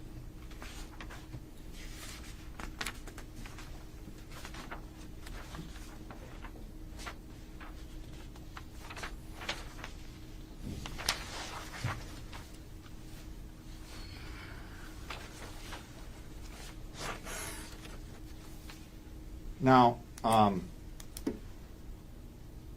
you were asked about whether or not during the conversation when you confronted Arielle about the affair in San Luis Obispo, prosecutor asked you if at some point in that conversation you called her a lying bitch and a whore. You remember being asked that? Yes. And was this a long conversation you guys had? Yeah, I mean, I would say we had the conversation about the affair for the entire time we were in San Luis Obispo. But then that first on night, and off, That first night, did that conversation get heated and emotional? It did. Okay. It did. Let me ask you this. It was just the two of you there, right? Oh, when yes. Yeah. And you were asked if you called her those names, and you wanted to tell the jury that you did. Yes. You could have said, no, I didn't call her that, but you wanted them to know that you did call her those names, Actually right? reading, testifying. Sustained. You testified to this jury, well, you admit that you called her those names. Yes. Okay. And then did the conversation continue, and did you guys try to work through it? Yes. Okay. All right, thank you, doctor. That's all the questions I have for you. Any recross based on what was asked on redirect? Just a moment. Take your time. Actually, before we begin, may we approach on the right? Yes.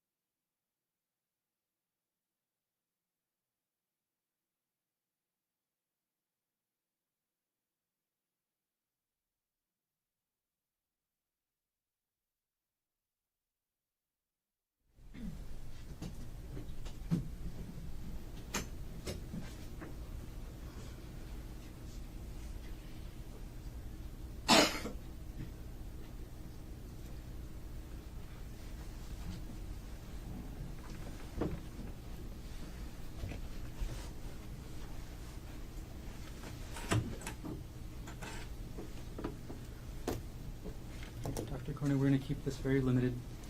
I'm going to go through two situations.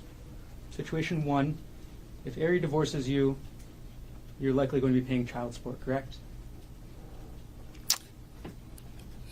Yes. And you know from your last marriage, that's very expensive, right? It's not that expensive, but You paid almost $30,000 a year in 2018, correct? it's not a reason why I wouldn't divorce her if we had a good reason for it. That's all I'm saying.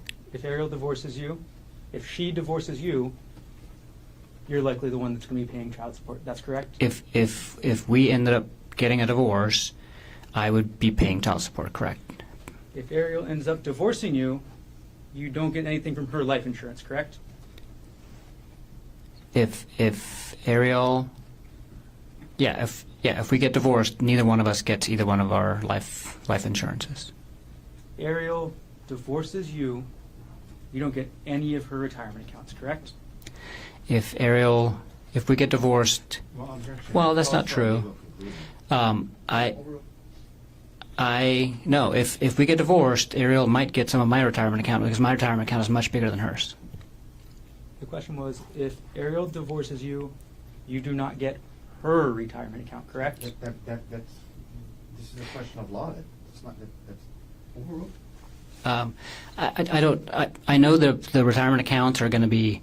I know that retirement account division is part of divorce, and I know that there's a lot of things that go into that calculation. I know that my retirement account is much bigger than her retirement account, and I'm not sure what portions we'll be able to keep because it's based on when the contributions were made and things like that.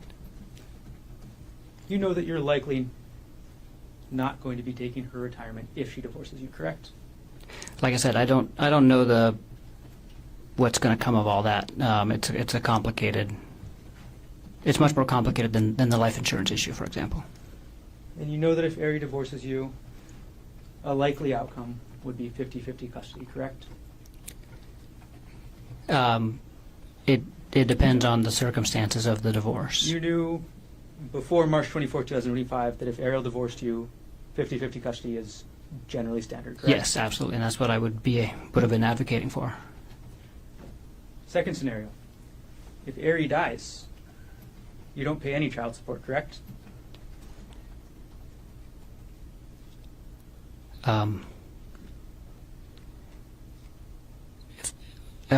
If Ari died when? If Arielle Konig dies, you're not going to be paying her any child support, correct? If Ari dies, and yes, I would not be paying. Yes, I would not be paying a dead person child support. Yes. If Arielle dies, you get the $250,000 life insurance policy she took out, correct? Yes. That your suggestion, correct? Not my suggestion to take out the life insurance policy. It was a joint decision. If Arielle dies, you get $250,000 from her retirement, correct? Yes. As the sole beneficiary, correct? Yes. If Arielle dies, you get full custody of the kids, right? If Arielle dies, I'm the only parent left. Yes. No further questions.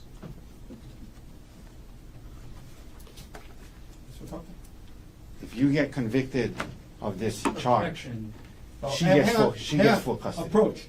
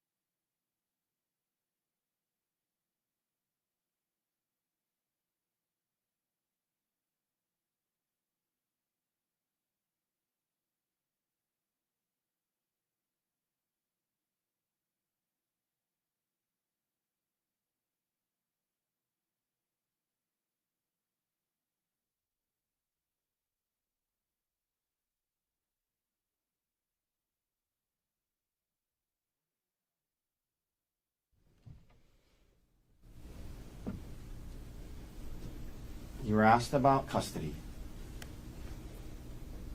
Yes. You love your boys?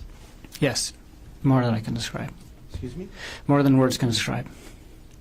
Do you want to fight Arielle for 50-50 custody in the divorce? Absolutely. Okay. You were asked about how if she died, you would have got $250,000. How much money would Arielle have gotten if you died? Over $2 million, including the life insurance and the retirement. Let's talk about that. How much life insurance did you take out on your life for her? 1.5 million. And that was in this January to March time period? Yes. During that time period, you decided to take out $1.5 million of life insurance on your life for her, right? Yes. You had more retirement than her? Yes. And if you died, that would go to her. Yes.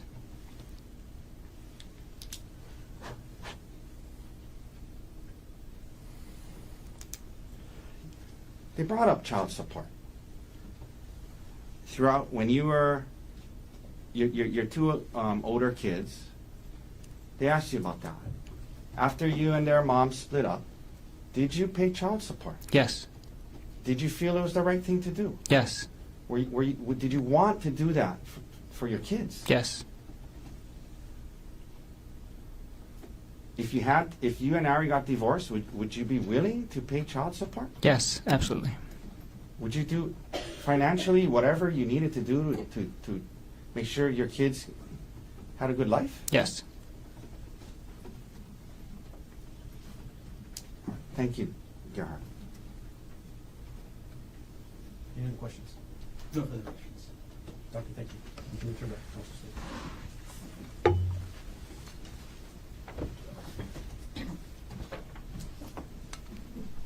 Mr. Otake, does the defense wish to present any other evidence? Can we approach? Sure, come on.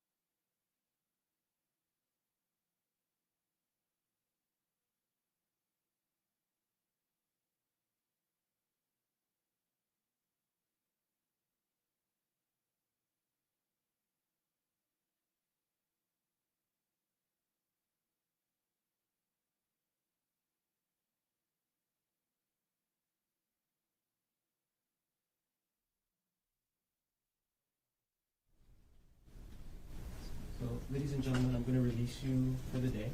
It's a long weekend. I think we all could use the long weekend. I hope you get some rest this weekend. I'm going to have you come back on Tuesday. We'll start up at 9 o'clock on Tuesday. That is April 7th. And based on my discussions with the attorneys, we expect to wrap up the presentation of the evidence on Tuesday. The case will be submitted to the jury sometime on Tuesday for deliberations. So that's what we're looking at in terms of the schedule. I know it feels like a long road, but we're actually ahead of schedule. So I do hope you have a good, restful weekend. Again, there's a lot of coverage. Don't watch any of the coverage. If it's on when you're having dinner, turn off the TV, walk out of the room. Again, your decision must be based on the evidence presented here in court, so the same 3 rules apply. Don't talk to anybody about this case. Keep an open mind. Do not try to learn about this case outside of the courtroom. All of you, have a safe drive home. Have a good long weekend. We'll see you on Tuesday. All rise.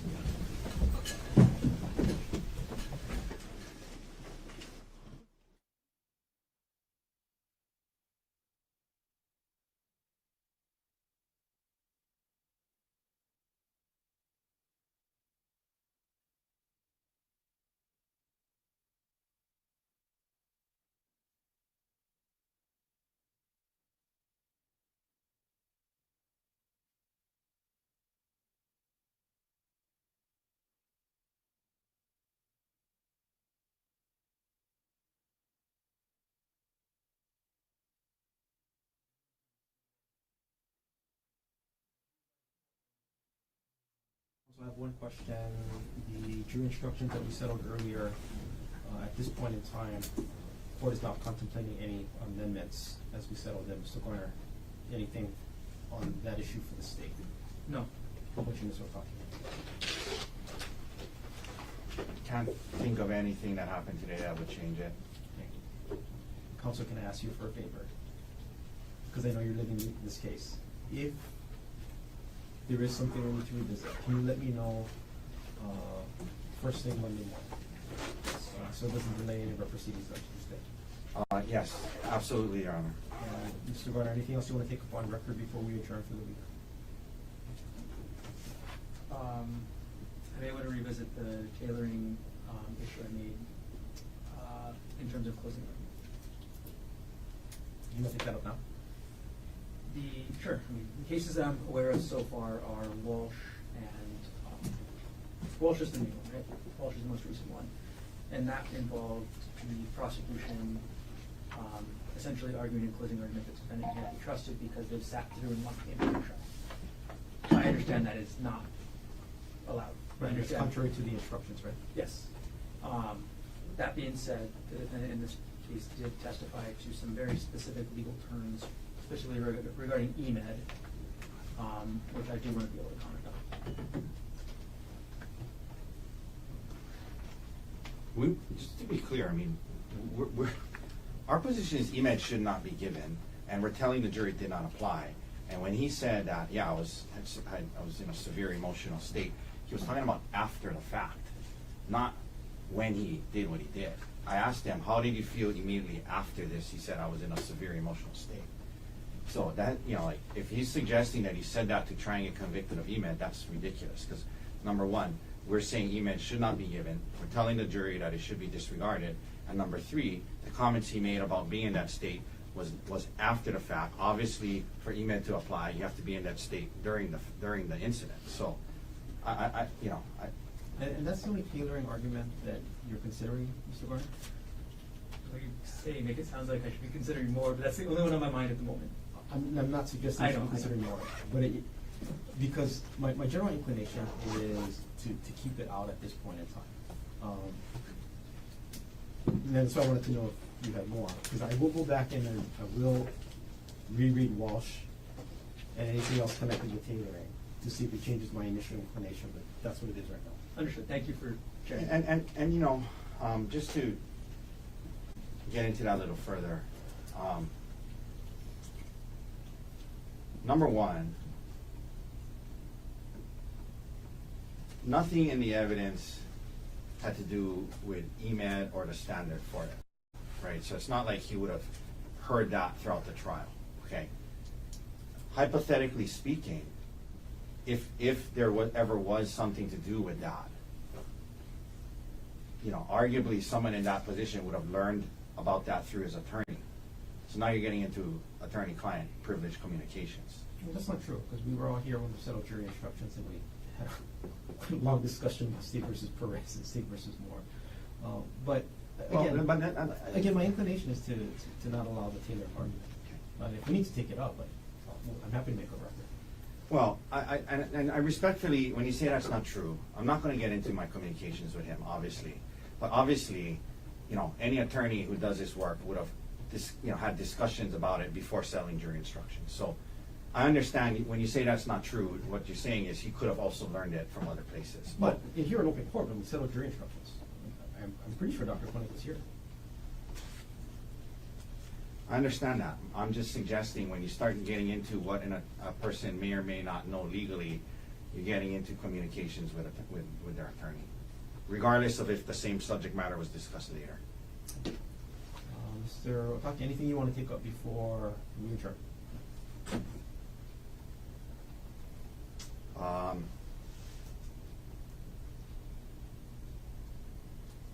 I don't believe so. I guess is the idea that closing would be an hour?